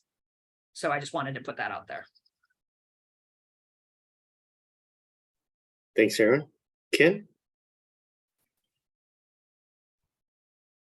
Thanks. I'm gonna kind of throw this out to Dave and Todd. If we went forward with the sprinkler provision by requiring it, would you be up to not limiting the number of people inside of the building then? And then that might pencil out a little differently financially for them. And as long as they met the rest of the state's provisions for number of caregivers per person receiving care, would that help at all with regards to the state's perception on the 13D system? Because right now, I understand what they're saying is that, well, I'm at 12 and I get to go up just a couple more kids. But if it was higher limit, if it would be a different. So just wonder what Dave and Todd, what you guys think about that. From my standpoint, the limit is just a number. And once we get sprinklers, like a lot of the other facilities that do get sprinklers put into them, the numbers increase. So I would say that we would definitely be open to allowing more than 16 in a residence. With a bit of a caveat is one of the challenges that we had discussed in one of the prior meetings is first responders showing up to a house, not knowing that we have 20 some odd people inside this building, that they're also part of a daycare. They may not have that information. That's going to require some additional resources for that. So that's something our industry would have to make sure we do a better job of tracking that and understanding which facilities are going to have that, so we can provide the proper resources for responses to it. But I think I'm open to that discussion of increasing it with sprinklers. Thanks, Dave. Todd, did you want to respond to that real quick, or let me come back to your additional question? I'll answer the question that was posed to both Dave and I. I agree with Dave. I mean, I think that really is something that we could consider, looking at maybe a higher number. Given now, I do still have some questions regarding, the quarterly, the inspection. I know that oftentimes when we do fire inspections, we see a facility maybe not like it normally is the rest of the time. And so I'm a little bit concerned, I guess, about doing the escape evacuation drills, and that I would have recommendations on how to do that. I like the ratio number. I don't think that should ever go away, because we're talking about fire, but there's a lot of other disasters that could occur that could require more than, or a sufficient number of adults. Earthquake is a real risk for our area. And so I don't want to get short-sighted on sprinklers being the panacea for everything, but it certainly would give me the comfort, I think, in entertaining a higher number. Thanks, Todd. And we'll circle back to you on your other questions. Ricky? I just wanted to make a comment. And this is fire life safety. It's not just paper. Sprinklers do work. I'm not a contractor. I installed fire sprinklers for 20 years, 20 plus years. retrofits can be done in a single family home with a tank, just like Mr. Short had said, and they do work very well. I just got to say, sprinklers do work and they have value. That's why there's cities and towns that require them just in a single family home, just in a home, not a business that's performing business in a home. So there is value there. Thank you. Thanks, Ricky. Dustin? Yeah, I just want to make a quick point about the use of the chat, that we're kind of stepping all over the topics here by chatting, and it's sorry, I'm not sure what's happening there, but maybe we should limit the conversation in the chat to maybe just agree or disagree, and if we have substantive comments, we should raise our hands and you know, kind of follow the Robert's rules on this one. No worries. We'll kind of keep a check on that, but I want to make sure that folks have a chance to speak, even in the chat. And if we got to monitor it, it's okay, I believe. I'm trying not to let them step on other people, but I appreciate it, Dustin. Ardell? Thanks, Micah. I just want to touch on 3 follow-up items to multiple comments that have been made. The first one is separation. And when we talk about separation and what is the hazard, I think, Dave, you said rightfully that the residence is still there. There are provisions within the existing provisions that talk about separation to other hazards. And so if you look at R331 R331 currently under special hazards, rooms or spaces containing commercial kitchen, boiler, maintenance shop, janitor, closet, laundry, woodworking shop. There's a whole laundry list. Shall be separated by at least 1 hour fire resistance rated construction. It is not required, however, a separation to a domestic cooking range. And so there are, again, provisions within the WAC that dictate what is the cooking that is allowed relative to the family home childcare. And if that needs to go into, if you'd like to hear that further, I'm sure that Tyler could cover that. Before I pass that, though, I'd like to touch on Quinn raised the question of whether P2904 could be an option as well. And so I, at some point, would like the tag to make a comment to that. And the third item is around duplexes and townhomes. So while the WAC language is written around just within a dwelling, I would like to highlight, and this may be regional, what you guys are permitted. There is language under family home childcare. Dustin, if you could please scroll down to, pardon me, the building code language for family home childcare. It's section 310.4. And this is a Washington amendment and was part of my comments to the tag originally. There's no technical change here that I'm proposing, but I did repeat this language here for reference for the tag. The existing Washington amendment only permits use of the IRC in a single family home. That is consistent. If you go further down, that's also referenced in the fire code Washington amendment. Please keep going further down. In the Washington Fire Code, keep going under the definition of Washington Residential Group R3. That is the same definition within a single family home. So the question of whether this is permitted in a duplex, the question of whether it is permitted in a townhome, I think it's curious. I'd be curious to see how other jurisdictions are allowing it. I think that we would say that it's within the scoping under the SRC, or pardon me, under the residential code. And I think there's a route to say that it's allowed in both a single family home, a duplex, and a townhome, just based on the scoping of the overall IRC.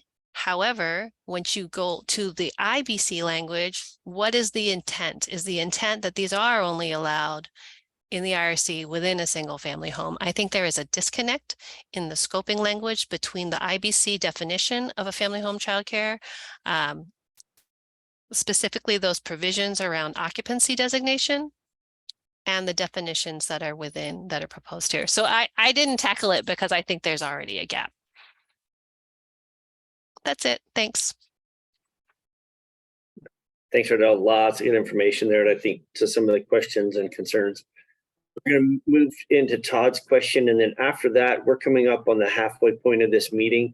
Sounds like we're still on some important topics and still have important topics to discuss. So after Todd's question, I think we should take a 10-minute break.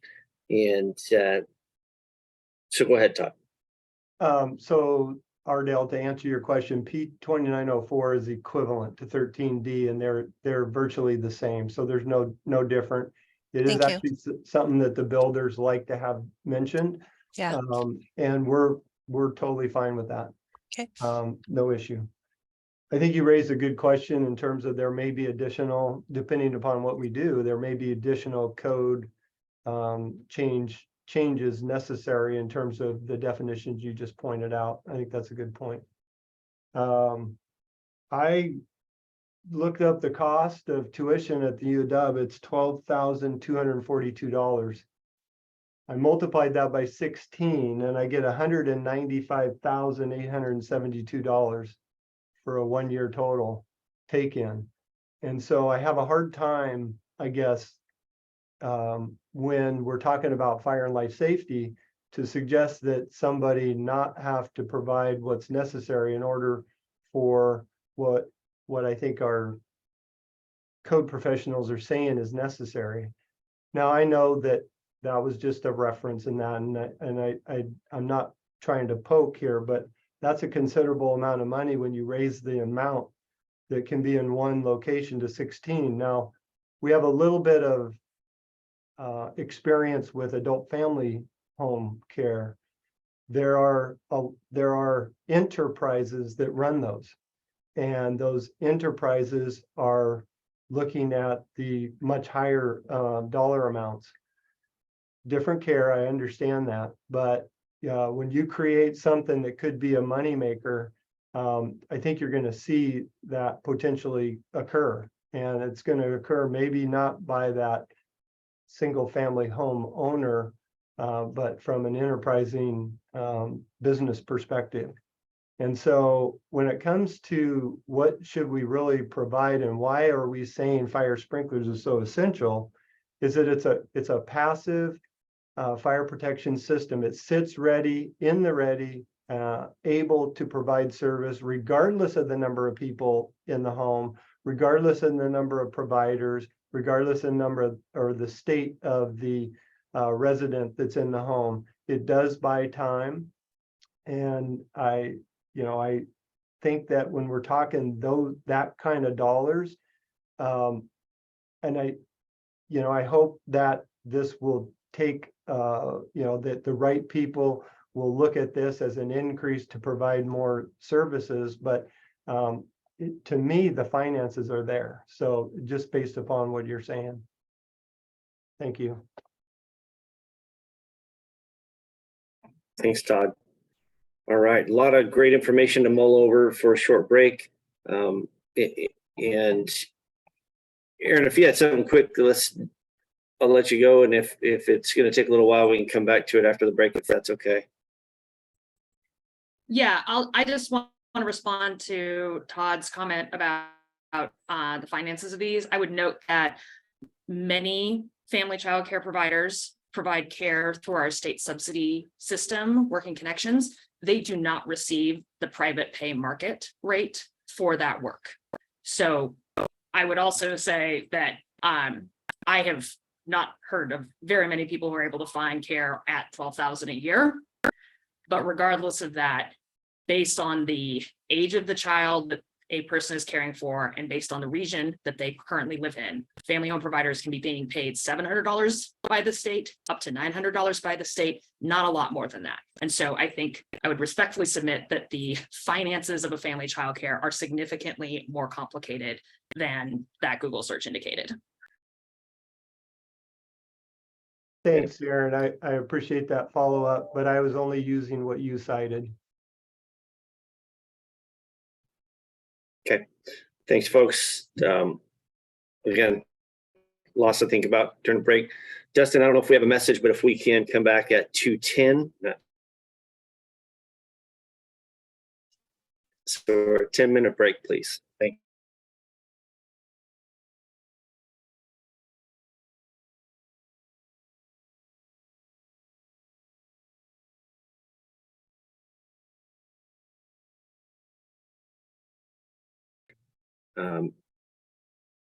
Want to get back into it. I think we left out with some comments and some questions, and I want to circle back and just make sure we're getting some stuff answered. It sounds like we have a lot of concerns in the sprinkler and fire alarm area.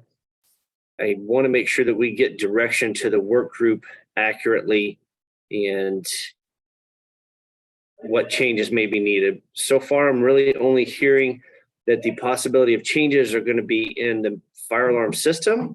And then we need to discuss whether or not we want to move forward with the exception and or expand something else if they put in sprinklers without an exception, I think is what I heard earlier. And of course, if I'm missing something in the summation, please let me know, but go ahead, Ardell. It was a minor add, but I think adding P2904 as a reference under 331.2.3 was acceptable. I agree with that as well. If anybody has any objection to that, let us know. Quinn, go ahead. You have your hand up. Yeah, I just want to add as well, if we can modify the definition to include single family, the intent, like the IBC as well. Okay, I think we're going to get to the definition in this moving forward in the meeting. Is that correct, Ardell?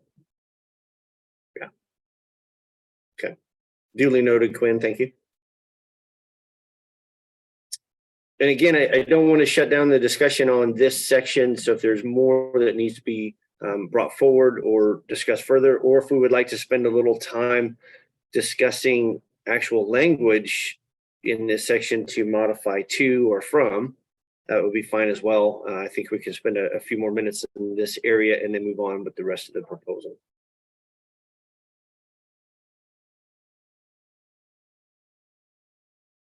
Hey, Micah, I brought this up earlier, and I don't know if it's a big issue, but I mentioned room isn't really defined. So maybe say habitable space or something like that. But again, it's not, I don't know if it's going to be a major issue, but it's just something wordsmithing. Like when I did look at that. Go ahead, Ardell. Quinn, I do want to thank you for that suggestion. I think that's something we should look at harder, because rooms or spaces is what's defined under special hazards, and that's why I used that language. Habitable space is not consistently used throughout the residential code. I think the way that you're intending to use it here. So, and that also is dependent on whether the exception moves forward. So maybe we can get a direction on that, and then I can clean up that language for you, Quinn.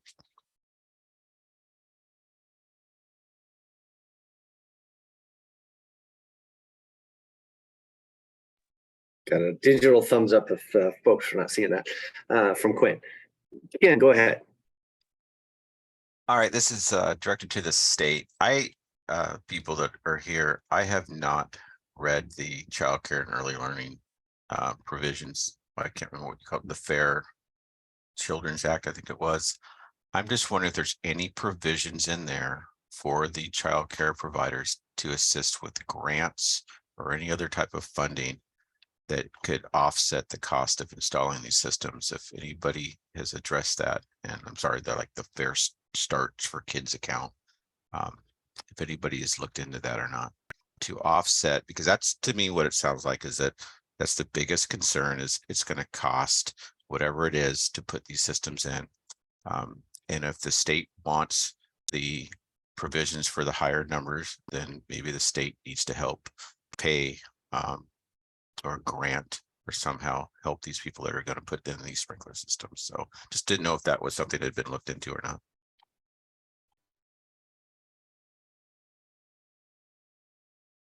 Thank you, Ken. I'm not sure if Tyler or Aaron may want to respond to that.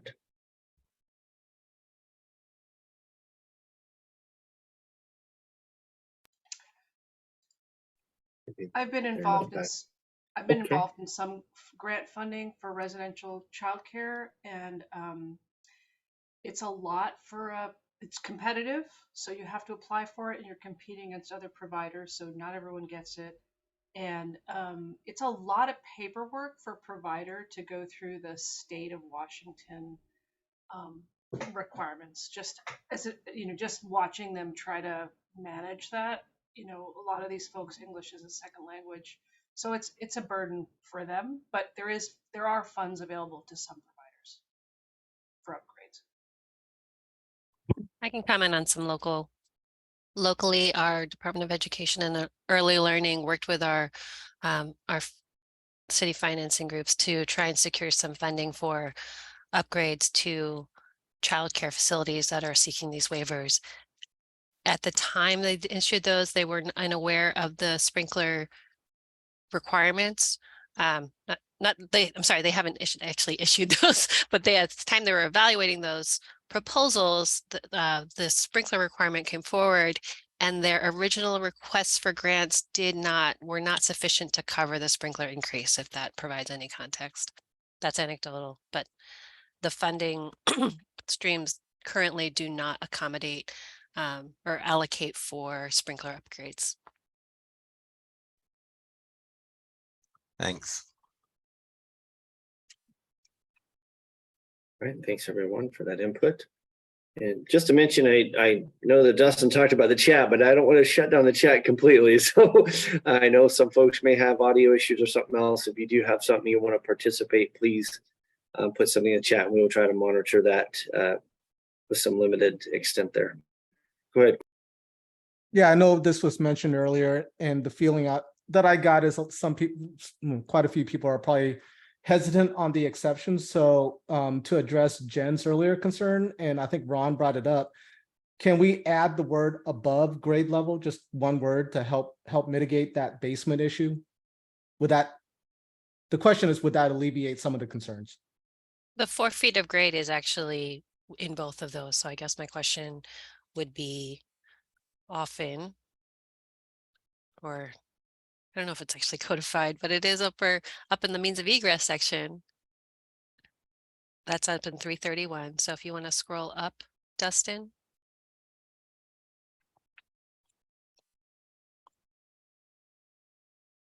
That same language around within. Did I just make this up? Basements located more than 4 feet below grade level. So that within 4 feet of grade is a break for, if you think of typical residential construction, it is often slightly raised above grade. And so those are, for the most part, considered egress effectively to grade when you are within 4 feet. So I think what I heard from you, Quinn, is proposing to strike the language. If you can scroll back down again, please, Dustin. So striking the language, a sprinkler system is not required where childcare areas are located on a floor within 4 feet of grade level. You would want to strike that to are located on a floor at grade. Is that correct? Yeah, I think that's what I've been hearing. That would help alleviate some of the concerns. But yeah, I guess my question is this exception wouldn't apply to basements below 4 feet that are greater than 4 feet below grade. So they would have to have the sprinkler system. The intent here is again to capture residential construction that is either directly to grade or within 4 feet of grade. And if is that the direction of the tag, then to strike the within 4 feet of grade. Thanks, Micah. Split level homes. It's not even split levels. Split levels go further than that. I'm thinking of like your typical craftsman. It's your yeah.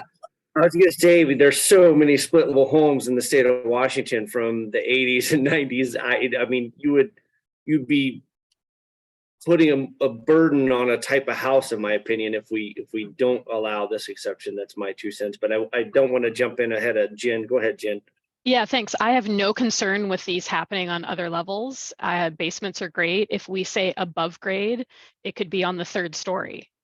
I suggest we leave this. My only point was if we are adding this to alleviate the financial burden, I was just giving examples based on the reviews I've done that it would actually, I think, be substantially more to add a door to every, you know, rec room, sleeping room, you know, do restroom, there's a question in the chat earlier, do restrooms count? Are they providing care inside the restroom? That was the only reason I was bringing it up. So I think the within 4 feet is great because above grade could be too far above grade.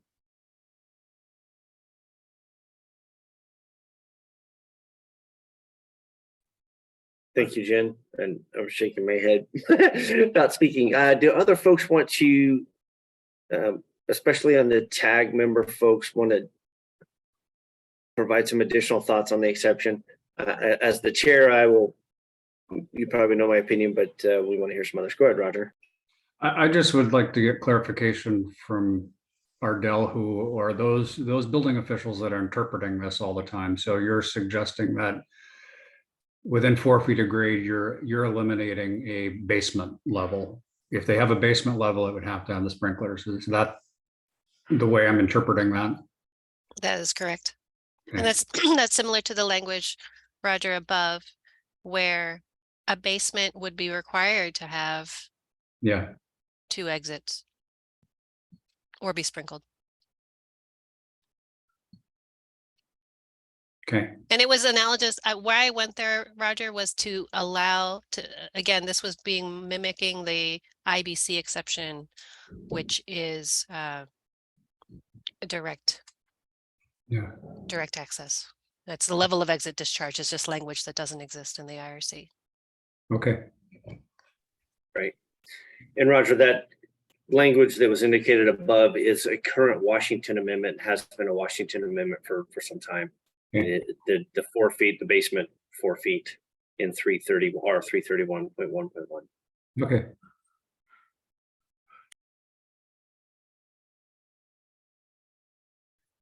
All right, any others on this specific exception? And do we want to have, I don't want to vote on the whole proposal. We've not gone through it, but I do want to provide the work group direction whether to leave this exception in or the alternate version of the exception or to not have the exception. I, for one, would like the exception. I think Jen mentioned that you indicated you're okay with the exception, and I did not hear back from Quinn, who had some of the questions on it. I would be okay with the exception if we amend it, I guess, and kind of like what Jen was saying, define room, because bathroom, kitchens. So I would be okay if we amend it a little, just slightly.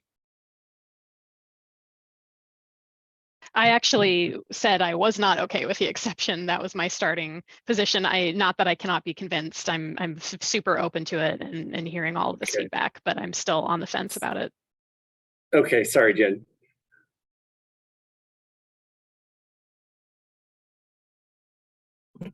I don't have any thoughts on how to amend it for you, Quinn. I think that room is,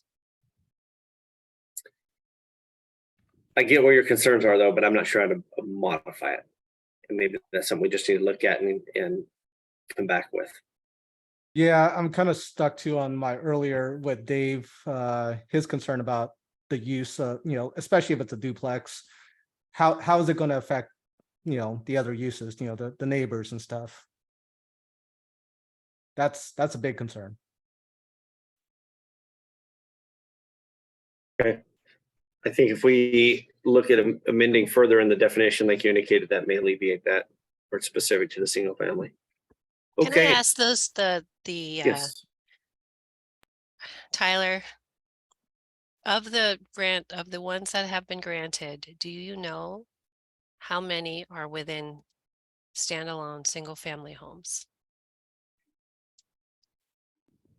Fortunately, I do not. I think Karen, who wasn't able to make it today, would have that data, and I can try and get that for our to communicate later. I do believe the vast majority of them, 90, 95, maybe more %, are in standalone single family homes. But I will, I'll try and get some data right now, see if I can reach her.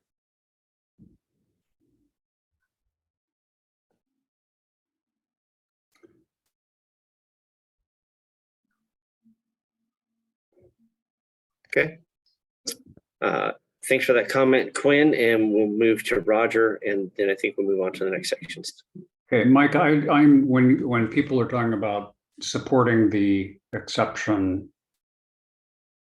are you referring to the exception that is highlighted in red there, or the alternate one? I'm unclear.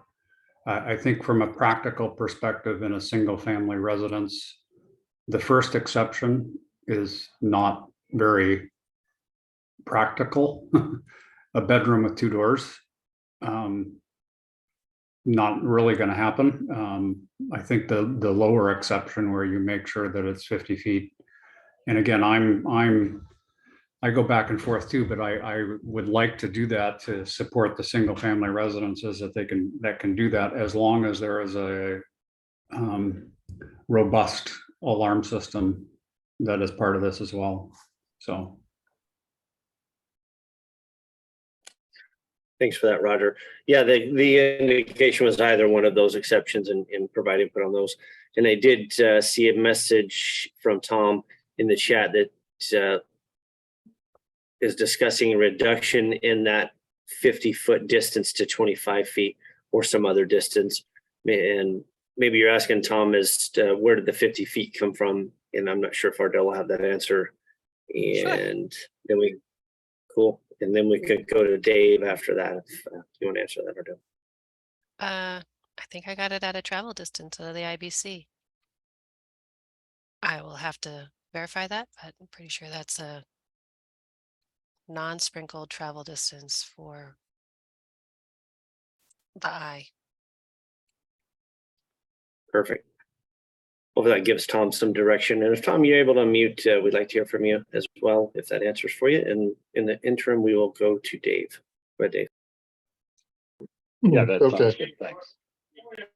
Obviously, my position on this is that I don't like either exception to it, but I would like the tag to at least consider that we would be able to be open to increasing the number of people that are receiving care in lieu of creating some challenging exceptions. So I do think that that would be the direction that I would prefer to go. I don't like either exception. Okay, thank you, Dave. Anyone else from the fire tag want to provide input on the exception, or even the public, but the tag give some direction? Thanks.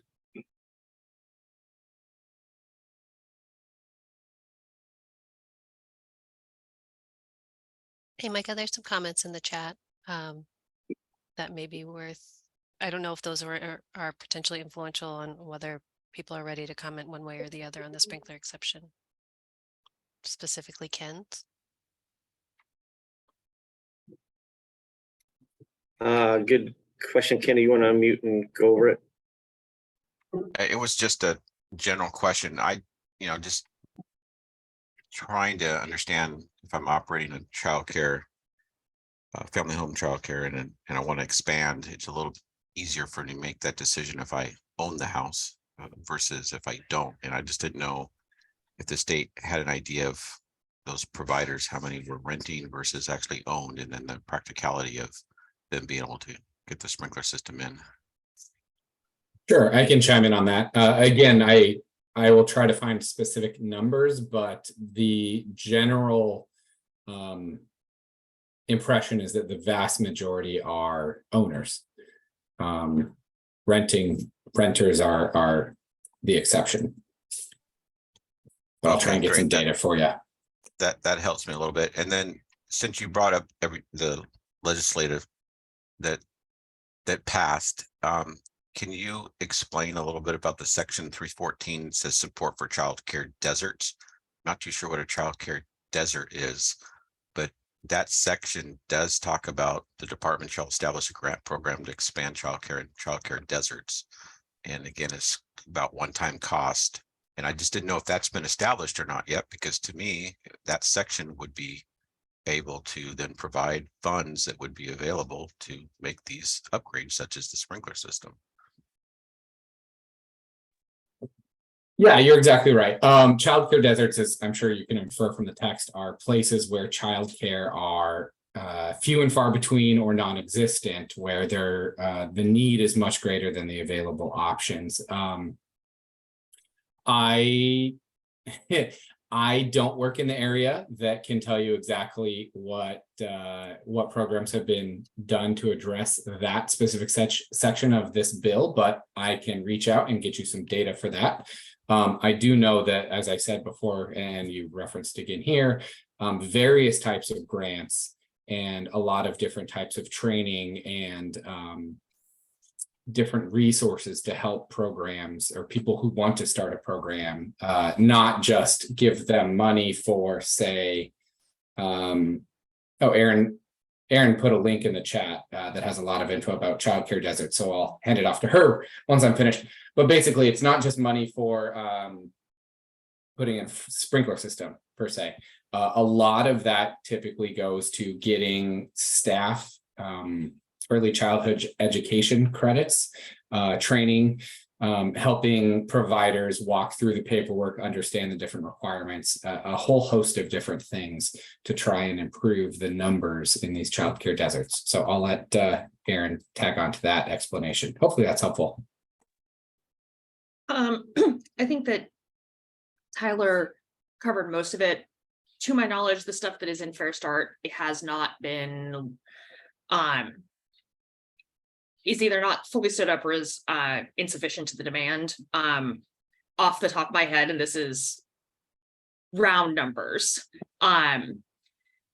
in like the 2021 biennial budget, they appropriated $5 million for minor renovation grants for family child care providers that would have allowed for people to put in things like an extra toilet or, you know, a fume hood or other things that were helpful in, you know, replacing a roof element that had, you know, that was failing. And the intent with that program was to maintain existing capacity so that, you know, if you, for instance, if your roof fails, like you can't provide childcare until you get the roof fixed. And so that program does exist, was funded in the 21 biennium at, again, I'm pretty sure it was like 5 million.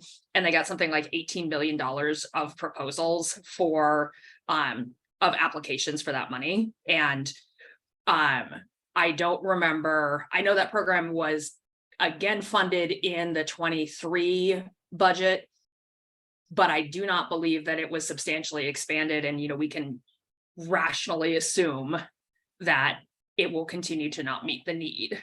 And then if people want to dig in on childcare deserts, the Center for American Progress has this series. You can go to a zoomable map and see sort of the scale of the problem in Washington. I appreciate all that information. Thank you. Yes, thank you, Aaron. Thank you, Tyler. Ardell, please. I want to counter what I said earlier, and I apologize, Tom. You asked the source of the 50. The travel distance in the IBC is 75 feet. I felt that that was too far. That pretty much covers every home, right? And so admittedly, I think I just dropped it.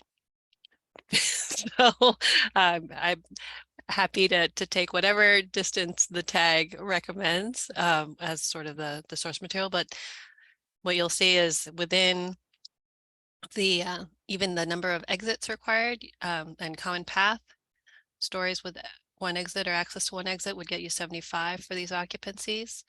The assumption, though, is that there is sprinklers. And interestingly, that table for exit access says that it's not permitted in, without a sprinkler system is not permitted. However, that does not correlate to the exception that a sprinkler system would not be provided. And so I think that is subject to jurisdictional interpretation on whether you still get to use the with the sprinkler system distance when no system is required for that occupancy.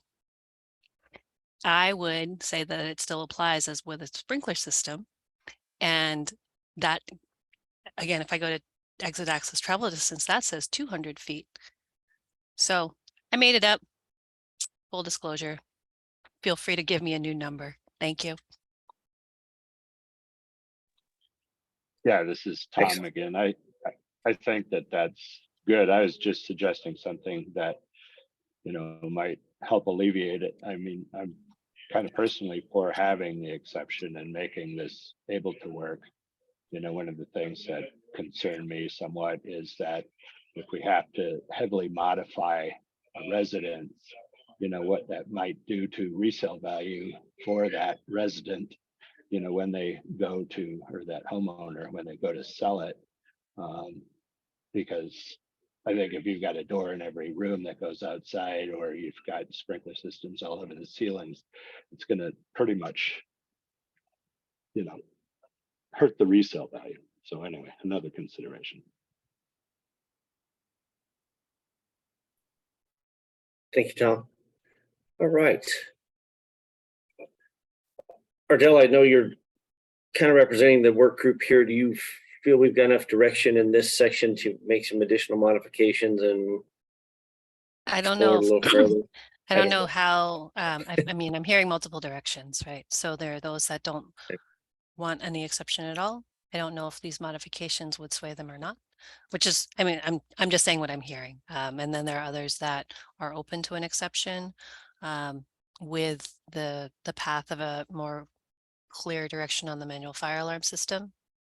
So I think what I'd like to propose to the work group for our next bat at this is to keep the exception for just the purpose of draft language and flush out the section 331.2.2 so it doesn't have to reference to another code.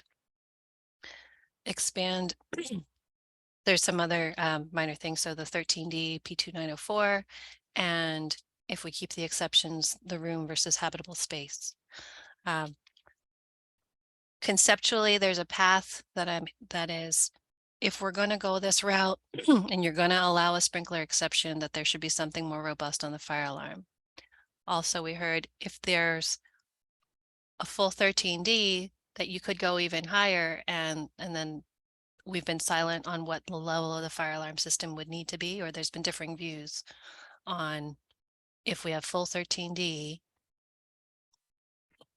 in exchange, you'd get potentially a reduction, not necessarily a reduction, but a different requirement on the manual fire alarm system, and potentially an increase in the number of children. So there's a lot of paths that have been outlined here, Micah. Am I missing any? No, that sums it up. And I know that probably puts a lot of work on the That's work not, group yeah, without- that's not exactly guidance.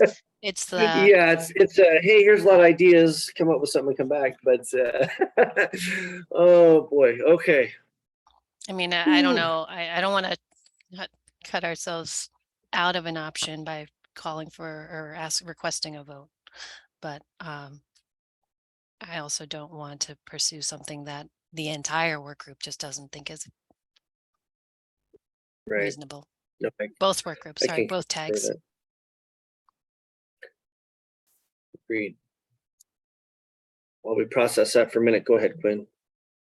So before I make a motion, I had a quick question for the state. Dave earlier proposed that if we don't have an exception and just require the sprinklers, he would be okay with more children, you know, more than 16, you know, whatever, up to 49 or whatever. Is that a good compromise for the state? I mean, is the state willing to go, okay, we'll let, you know, sprinkler requirements, and then what we get in return is 20, 30 children. Would that help the case, is my question. Short answer, yes. I think, frankly, the two biggest hurdles for a provider in this whole discussion is going to be, what is the cap of kids you can provide, and what is there going to be a required sprinkler system? So if you remove one, if you have the other, that's better than having both. So I believe we are absolutely amenable to that. I will have to speak with obviously Erin and her program representatives, as well as people who represent my licensing staff. That is not an option that we've talked about before. I like that option. I believe it gives more flexibility. So yeah, I'm happy to look into that and discuss. Erin. I would flag though that could you reference a little bit about and share about the space licensing requirements for people, the internal and external licensing space per child? As far as square footage? Right. So there are requirements in WAC for per child, and I am again going to do this off the top of my head, but I believe it's 35 square feet per child internally and 75 square feet per child externally. And so while it is theoretically possible that you could have a single family home that has licensable space to serve 49 children, that seems fairly unlikely. Like that would be a very large home. That's right. You would, yeah. And part of our ratios is not only, that's exactly right, not only provider caregiver to number of children, but also children per square footage of the place. And those numbers, good memory, Erin, those numbers in our regular licensing capacity. So again, this is not the waiver. Internal license space, it's 35 feet per child, 35 square feet per child. Because if your house frankly isn't big enough, we can only license you, even though technically the max is 12. If you don't have enough space, we're not going to give you 12 kids. So you got to have enough space for it. And then also an additional 15 square feet per infant and toddler. So that is more space as well. And then with our waiver requirements,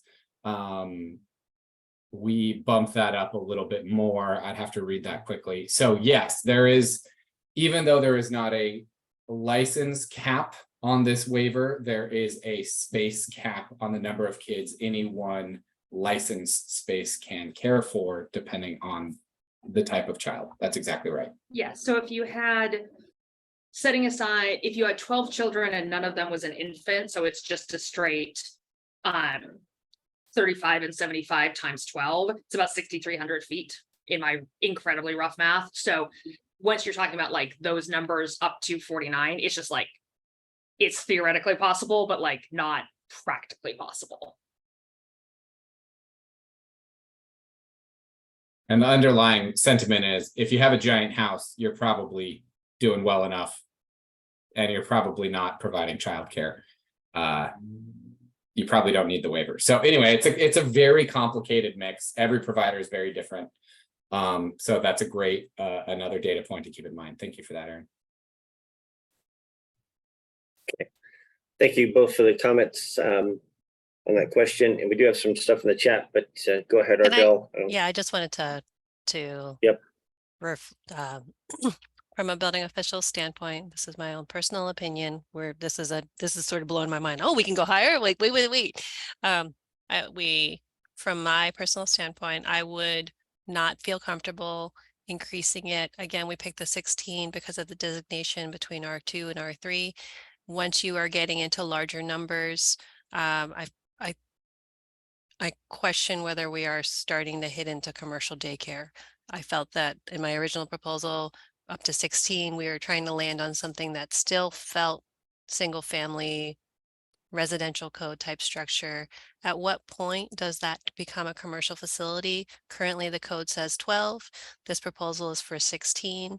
If we add sprinklers, if we want to go higher and want to look for something different, I would suggest another look and saying, put it in the building code. And we say this all the time on all on all the middle housing stuff that we've all had separate conversations on. What are we carving into residential code? Keep it in the building code or keep it clearly in the residential code.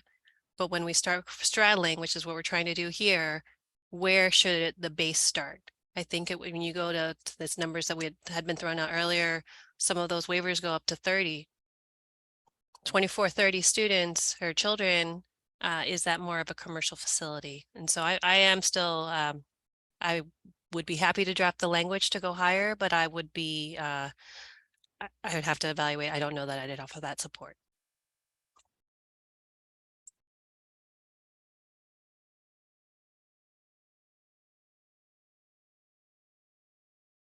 Okay, thanks, Ardell.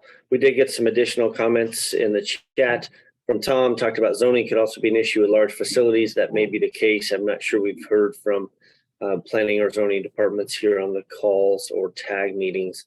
And that may be something we need to look into, at least maybe get a little feedback from jurisdictions.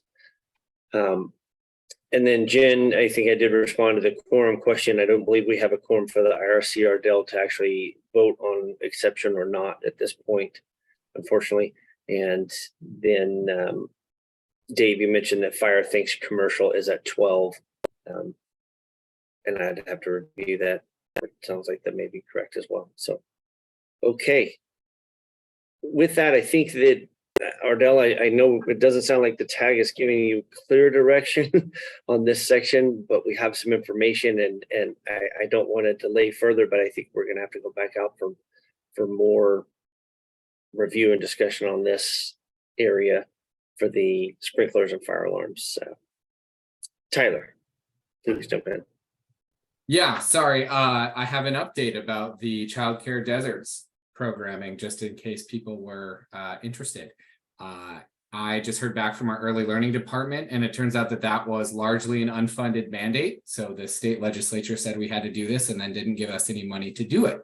So again, we're very much trying to pull every lever we can to provide more high quality, safe slots for childcare any way we can. And this is an important one of those levers. Excellent. Thanks, Tyler. All right. Can I ask a question? With that, I think, yes.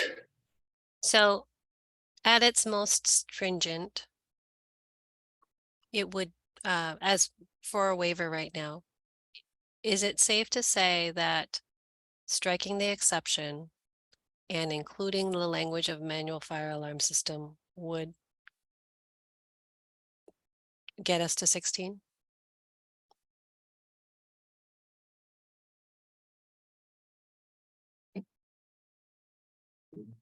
That's a question I think for the fire folks, not, and maybe Not is the that who you're IRC. directing that to? I don't know. I'm just trying to Or like, what am I just the bounding? I'm tag trying to language, bound yeah. it, right? There you go. I've got 12 that good have point. nothing. And then 16, a full sprinkler and fire alarm system. And then I'm trying to provide you all with code language that gives options in between. Is that correct? Would 16 be okay with a full fire alarm system and sprinklers to remain in the residential code?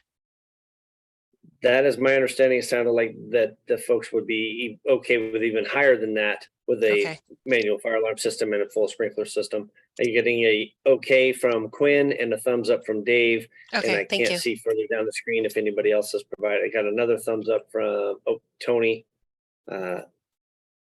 Sorry, trying to scroll through other folks' participants. And another thumbs up from Kent. So that sounds like a yes. Okay. That would be a perfectly fine direction. And I got a hand up from Todd, and if you want to provide input on that, Todd.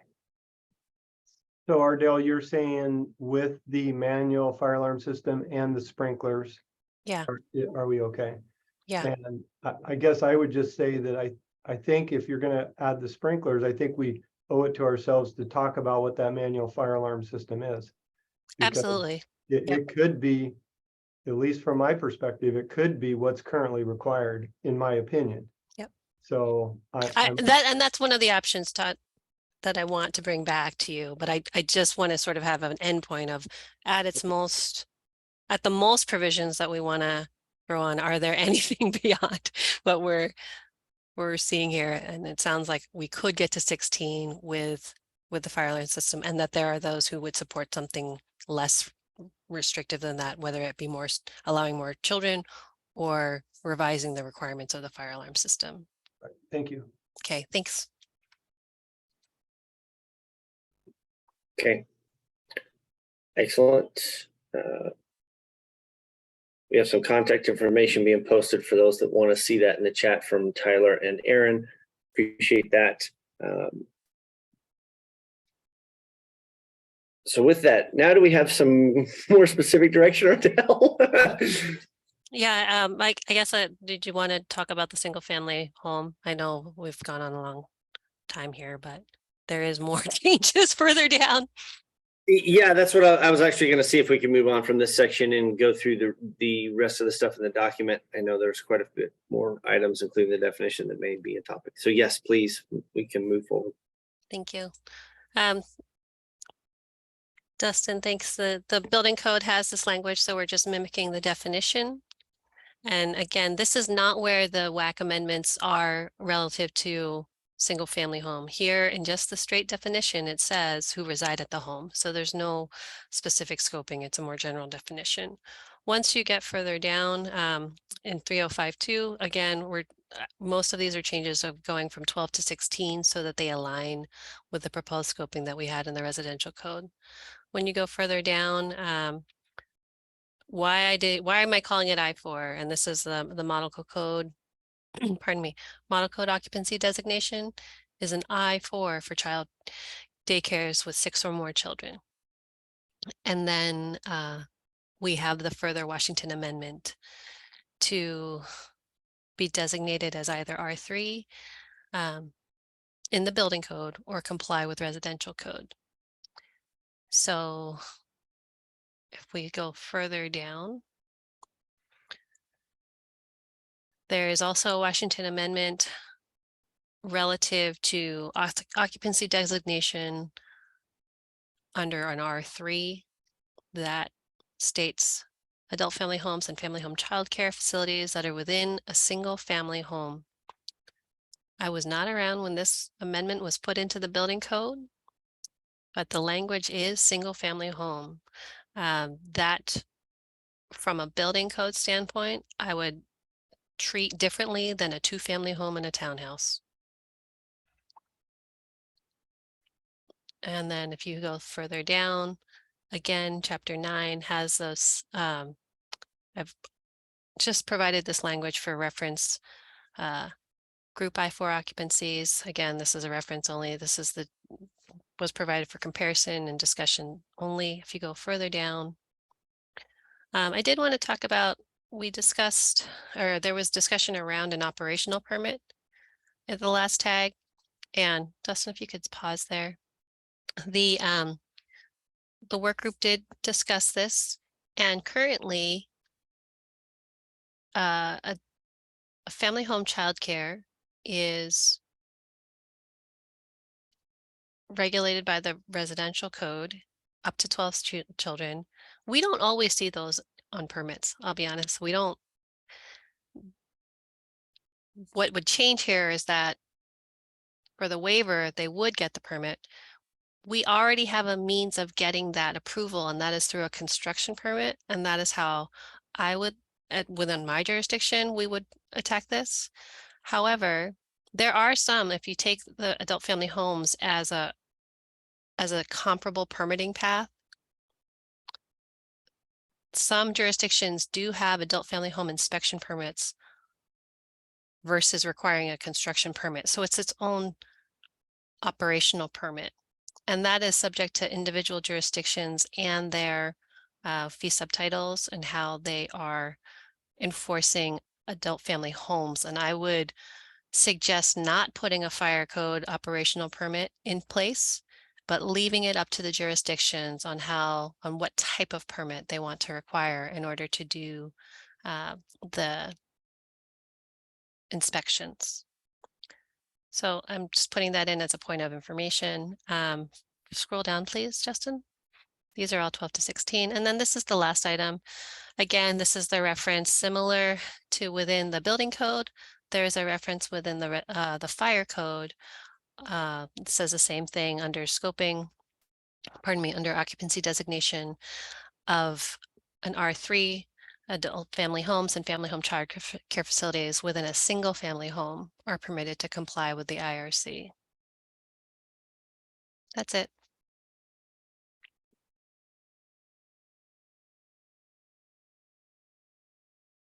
Okay.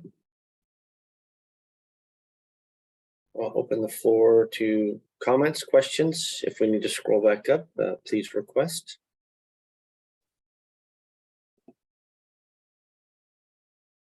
That floor would be to the, open the floor would be to the public as well, not just the tags. Dustin, can you scroll back up to the IRC definition changes? I didn't propose it there, Quinn. There's Oh, you nothing didn't? in, Okay. there's nothing in the IRC. Again, those are scoping. Mhm. That's scoping text in the building code and fire code under occupancy designation. That is not, the definition is consistent across the codes. And that's what I mean. I can make that change as an add if that is the direction of the tags, to make it clear that a family home childcare can only be located in a single family home to get the waiver.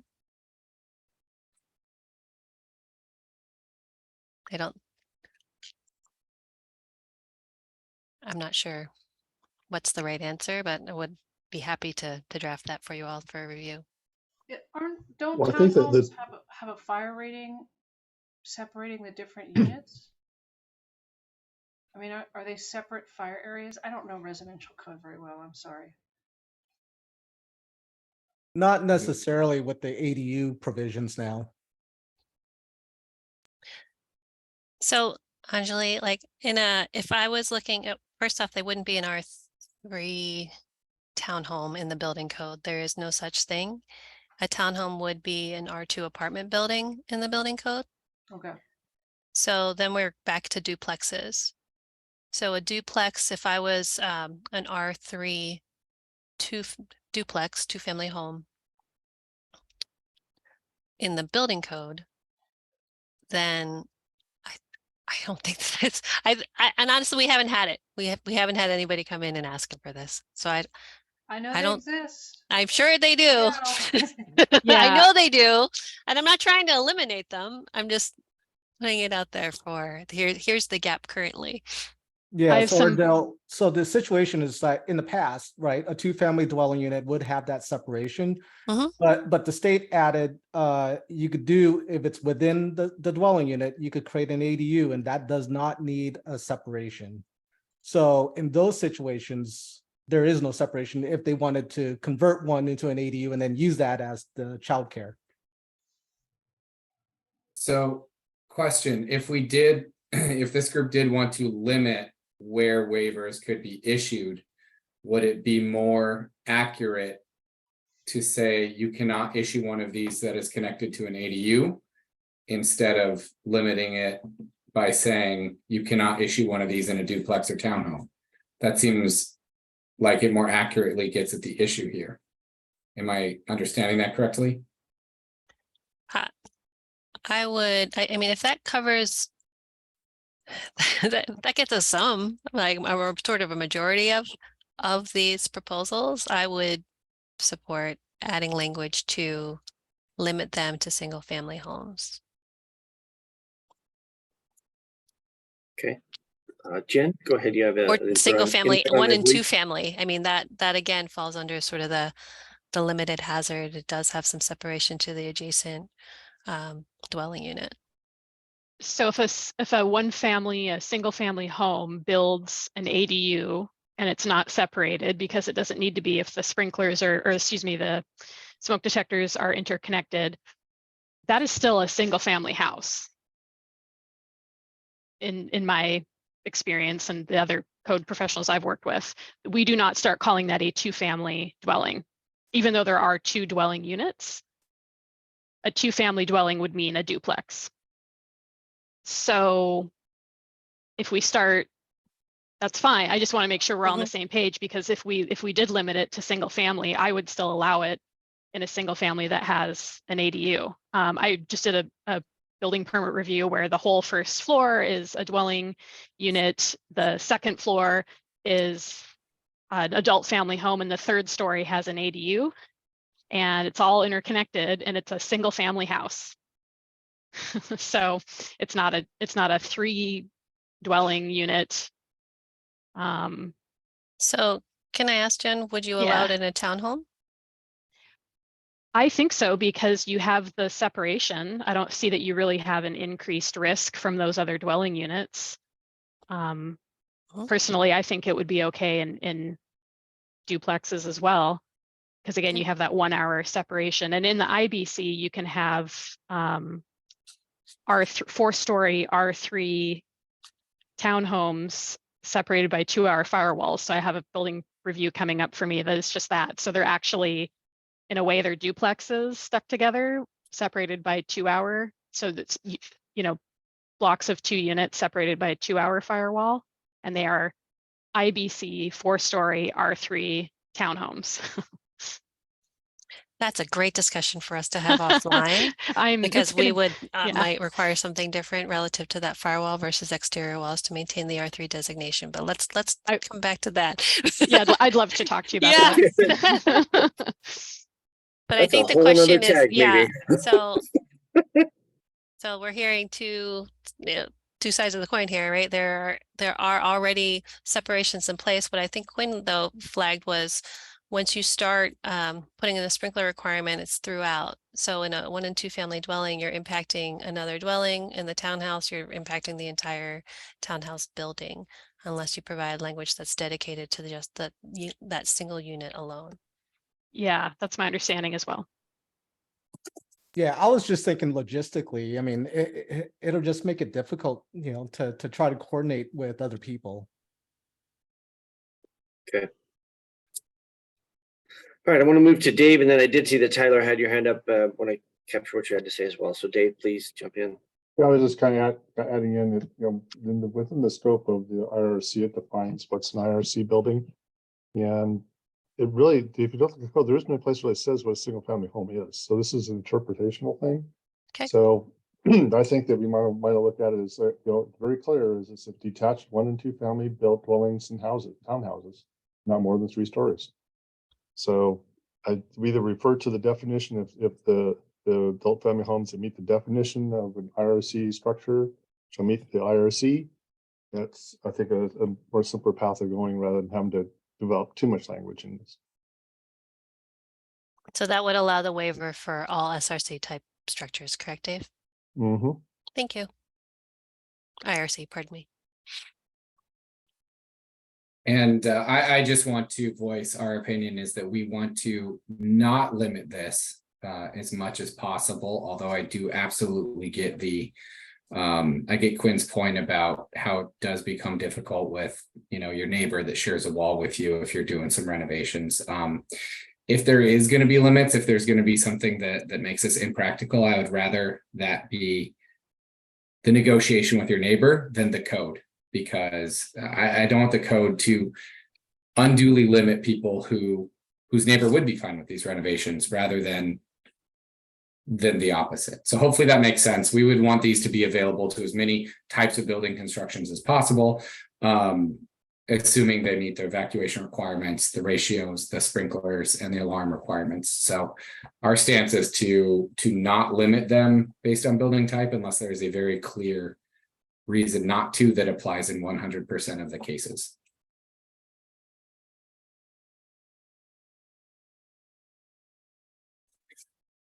Okay.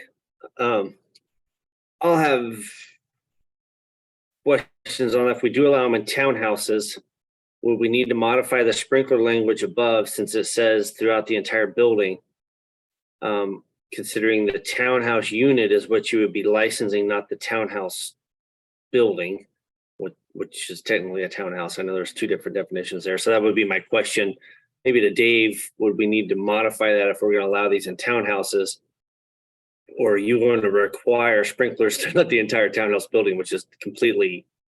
I think the interpretation would be that, you know, each individual townhouse is its own individual building because they're supposed to be constructed separately. So if one has a fire in it, it's not going to affect the ones to the sides of it. So I think that it's up to the building officials to determine exactly what that is. But from my standpoint, that, you know, if you have a 5-unit townhouse, you have 5 different buildings. They're just detached.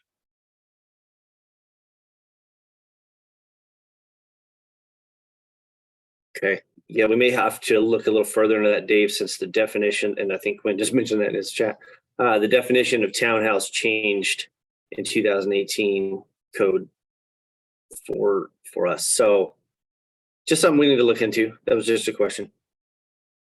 And then thanks, Quinn, if you're leaving, and go ahead, Todd.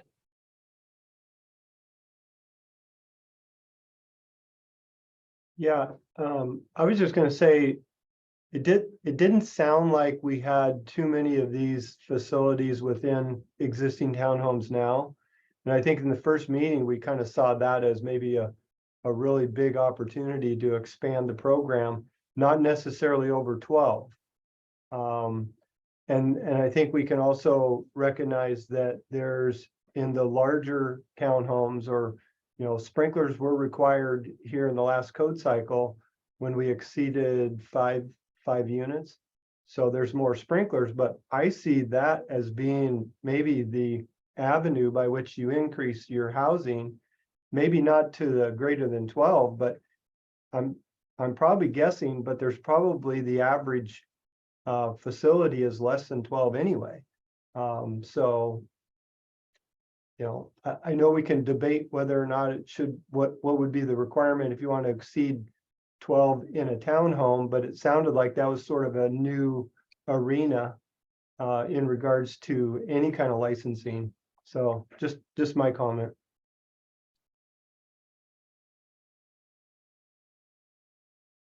I think that's right, Todd. There's an opportunity to expand to a lot of different types of family home settings. Traditionally, it has been single family homes, and a different push is to try and expand that to different types of living situations. Absolutely.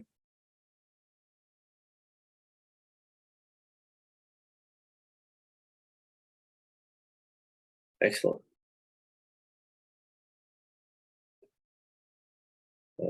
Great point, Jen, in the chat. Jen mentioned about the exterior space, maybe a limitation for townhouses.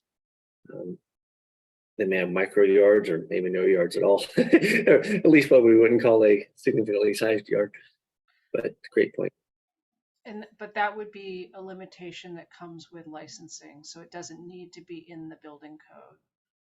Just to allow, to follow up on Tyler's point, to allow for, as many options as possible without kind of assuming that things can't work.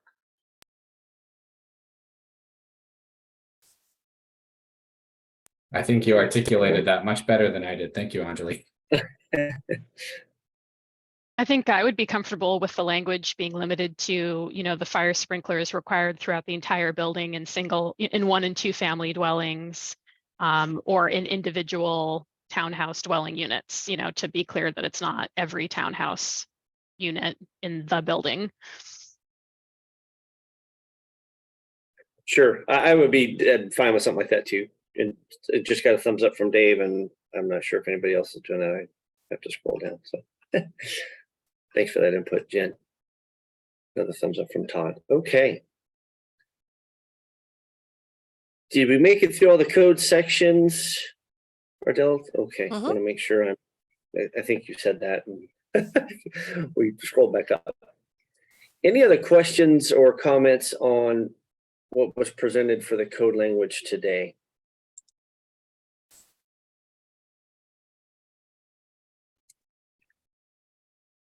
Excellent. And then I had a question for Dustin. Will the chat be captured in, some of the questions in there, maybe captured in the minutes, or do we have a way of capturing those, just out of curiosity?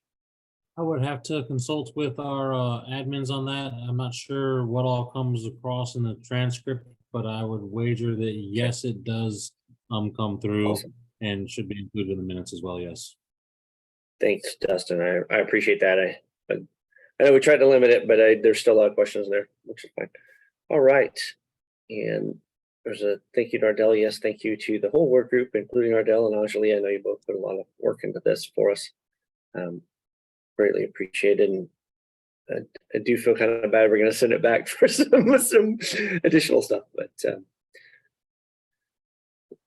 so just to wrap up, I want to make sure that everybody, if there's any other questions or comments before we do wrap up, please raise your hand or feel free to unmute and go forward, Ardell. I just want to thank both tags for meeting today and providing the feedback and the discussion. Again, I'm fine wherever this lands. I do want this to be safe, just as all of you do. And there's some nuances here to work out, but we are hopefully trying to find a balance that is balancing both the cost and is achieving the legislative intent, because whatever comes out of this, we still need to bring it back to SBCC, is my understanding, which does include some of our legislators who are part of directing us. Same conversation we're going to have on middle housing. We've been directed by the legislator to provide a means and a code path to get more family home child care and keep the cost down. So are we striking that balance? I'd like to hope that you all can keep that in mind in our next discussion as well. Thank you. Thank you. And I know I'm the chair and that I represent code officials. I know that, there are some questions on here and some comments that some of this is interpretation. That is correct. And I know that as a group, we will work towards, consistent interpretation. I know that doesn't always occur, but we do look at these, and once it gets implemented, there may be some modifications that come back later based on trying to provide that consistent interpretation and application of this. So I appreciate everybody's time. We don't have a quorum for the IRC. I'm not sure if we have one now for the IFC. I know some folks had to drop off, so there would not be a vote today, and we do have some additional work that needs to move forward. I do want to try to set a time frame on this. I know it's important to keep moving forward. Would a meeting next month, about 4 weeks from now, be an adequate time frame? Actually, I would say maybe the third week of August be an adequate time frame to look at these revisions and set up another tag meeting. And that's open to the group, including the tag members. I know that the folks on here who aren't tag members, but they're diligently participating in this. Would that time frame be adequate for all of you? And a thumbs up or something else would be just fine, or unmute and say yes or no. Are there any asks in terms of research or data that you would like those of us who are not on the tag to help out with? I think the only thing that I would request is, I think Tyler's mentioned that you're still working on that, would be some of the other state data and just how far beyond some of the other states. I know Oregon, we're going well beyond what they are allowing. And that would be just kind of the comfort question, and just how precedent setting this may be. Because I know that as code development goes, Washington in the region is a leader, even at the national level, in code development. So if we're leading on this, we need to know that. And if we're not, maybe we need to look at what else is out there. So that would be my only request. And maybe some other tag members might have something. And I see Roger's hand up, and I got a thumbs up from Tyler. Yeah, Micah, I just wanted to toss out there just a little long range schedule. There's a BFP committee meeting on September 8th and then a full council meeting on September 15th. In an ideal scenario, we would get through this and have a recommendation for the BFP committee by September 8th, I would think. I mean, there certainly is a meeting in October as well, but I think if we're going to be working through the summer, it would be ideal for us to have this ready, if that's doable by everybody. I would say yes. I see a few other hands up, but I think that next meeting we should strive to get a quorum. I think we're only have a few minor outstanding items to discuss, at least to possibly get a vote and get this moving forward as a recommended proposal. Go ahead, Ardell. I see your hand up. I just had a question. Is it okay for the work group to reach out to tag members to make sure we get the right language? I'm not a fire person, so I want to make sure I'm getting the language in any of the paths. It's not a vote. I just want to make sure that's not outside of the rules. My understanding is you could, and maybe Stoyan or Dustin could correct me if I'm wrong, I think you could reach out to two at a time. In other words, that up to two members would not be considered. It can be a single person, yes, but Okay. if you have two tag members that you want to reach out to on the same topic, it would be limited to that. I think beyond that, it would be considered a meeting. It Yep. would have to be all public and everything else, but that's my recollection. So if you're individual, yes, absolutely. Okay, thank you. Individual board member.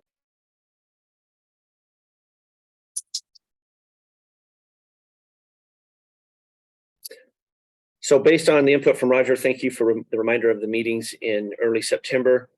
Is that third week of August? I need to open my calendar. I know that there's a few things going on in August. Would sometime maybe the 9th of August be adequate, or the 16th that Dave indicated he needs to be out of town on the 23rd? No, I don't want to have a special meeting, just another tag meeting, Tom. But yes, maybe that's the email. Be careful of social meeting with emails. I agree. Dustin, is there something on the calendar for another tag meeting? Nothing for the tag at the moment. You know, we got some energy code stuff coming up. The only thing that is hard scheduled, it's not on the calendar just yet, is a hearing for the R4 adoption, which is, no, I'm sorry, for the IFC Chapter 12 modifications that are coming down the line for energy storage systems. So there's going to be a hearing. We're potentially holding, not potentially, but we're trying to file for that and get the hearing scheduled on the 30th of August, which is a Wednesday. And that's the only thing that I would have blocked out. Okay. Excellent. And the folks on the work group that are working on this, would that 3 to 4 weeks be an adequate time period to make revisions to bring back? I don't want to overwhelm folks. That's all we got. That's what we'll make happen on my end. Yeah, I'll defer to Ardell and Dustin and Anjali. I will be out of the country in August, so you do not need to worry about getting pestered by me at this next meeting. So my colleague Karen will be sure to make it though. Anjali, I'm out 2 of those 4 weeks, so. Fair warning. As the chair, I don't want to direct my boss to do additional work on the time schedule. Not that it hasn't happened before, but you know. Anyway, for those of you who don't know, Ardell is my supervisor, direct supervisor at SDCI. So, all right. So that'll be the time frame. Dustin, I'll look to you you and I can work together to help schedule that. Looks like the few days around the 15th, it sounds like the 16th won't work for state fire marshals folks for IFC, but somewhere around that week would be great. And we will notify that hopefully in the next week or so. That way folks know and get it out. So I got to find the agenda. Sorry, I've lost the agenda. And too many things open. Not future meetings. We have anything else on the agenda? Is there a new business item or anything like that, Dustin? Just out of curiosity. Okay. Great. With that, I want to say thank you to everyone for spending the time. I know it's been a long meeting and lots of discussion, lots of good information. And thank you to work group for putting all that time and effort and energy, and to the state agencies for providing the history and background and all the participation. We're a lot closer. I think a lot of folks wanted to get something voted on today, but unfortunately it's not going to happen. And we're really close at this point, in my opinion. So I want to thank everyone for their time, and we will see you if we don't talk to you before then, within the next 4 weeks. I will say meeting adjourned. Thank you. Thanks, Micah. Thanks, everyone.